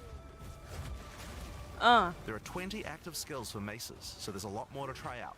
But by endgame, you're going to be dropping hammers from the sky, leaping fearlessly into combat, and separating the very earth you stand on. Time for some ranged attacks. The ranger is primarily about the bow. Man, warrior is just like a Hulk. Warrior is the Hulk, just smashing and punching and tanking and just beating up and taking beatings like that. Too. If you was a Gemling mercenary, you could change from a damage dealer to support at any time. Yeah, don't they have support gems, right? Yeah. Because it's all about the gems, baby. And you give resistances. Yeah. Let me look at this Necro, bro. I'm trying to, because, like... Totems, which allow you to use a totem. Now, rock on the ground, which explodes... Because I'm just not sold on it, you know? When it's fully... all sniper rifles, assault rifles, you already have 30 rounds. Want to call... There are 22 active skills for crossbows. Do the work. Then the wit should be your choice. She can call forth hordes because he just said that your minions do all the work, and I don't like that. And pepper your enemies with your automatic shotgun. If you're looking to take a back seat and let your minions do the work, then the wit should be your choice. She can call forth hordes of undead monsters to fight for her while casting powerful chaos spells that debilitate her enemies. Occult skills are some of the most varied in the game, with skeletons, noxious spells, specialty minions, curses, and sacrificial magic. Before we talk about minions, we'll have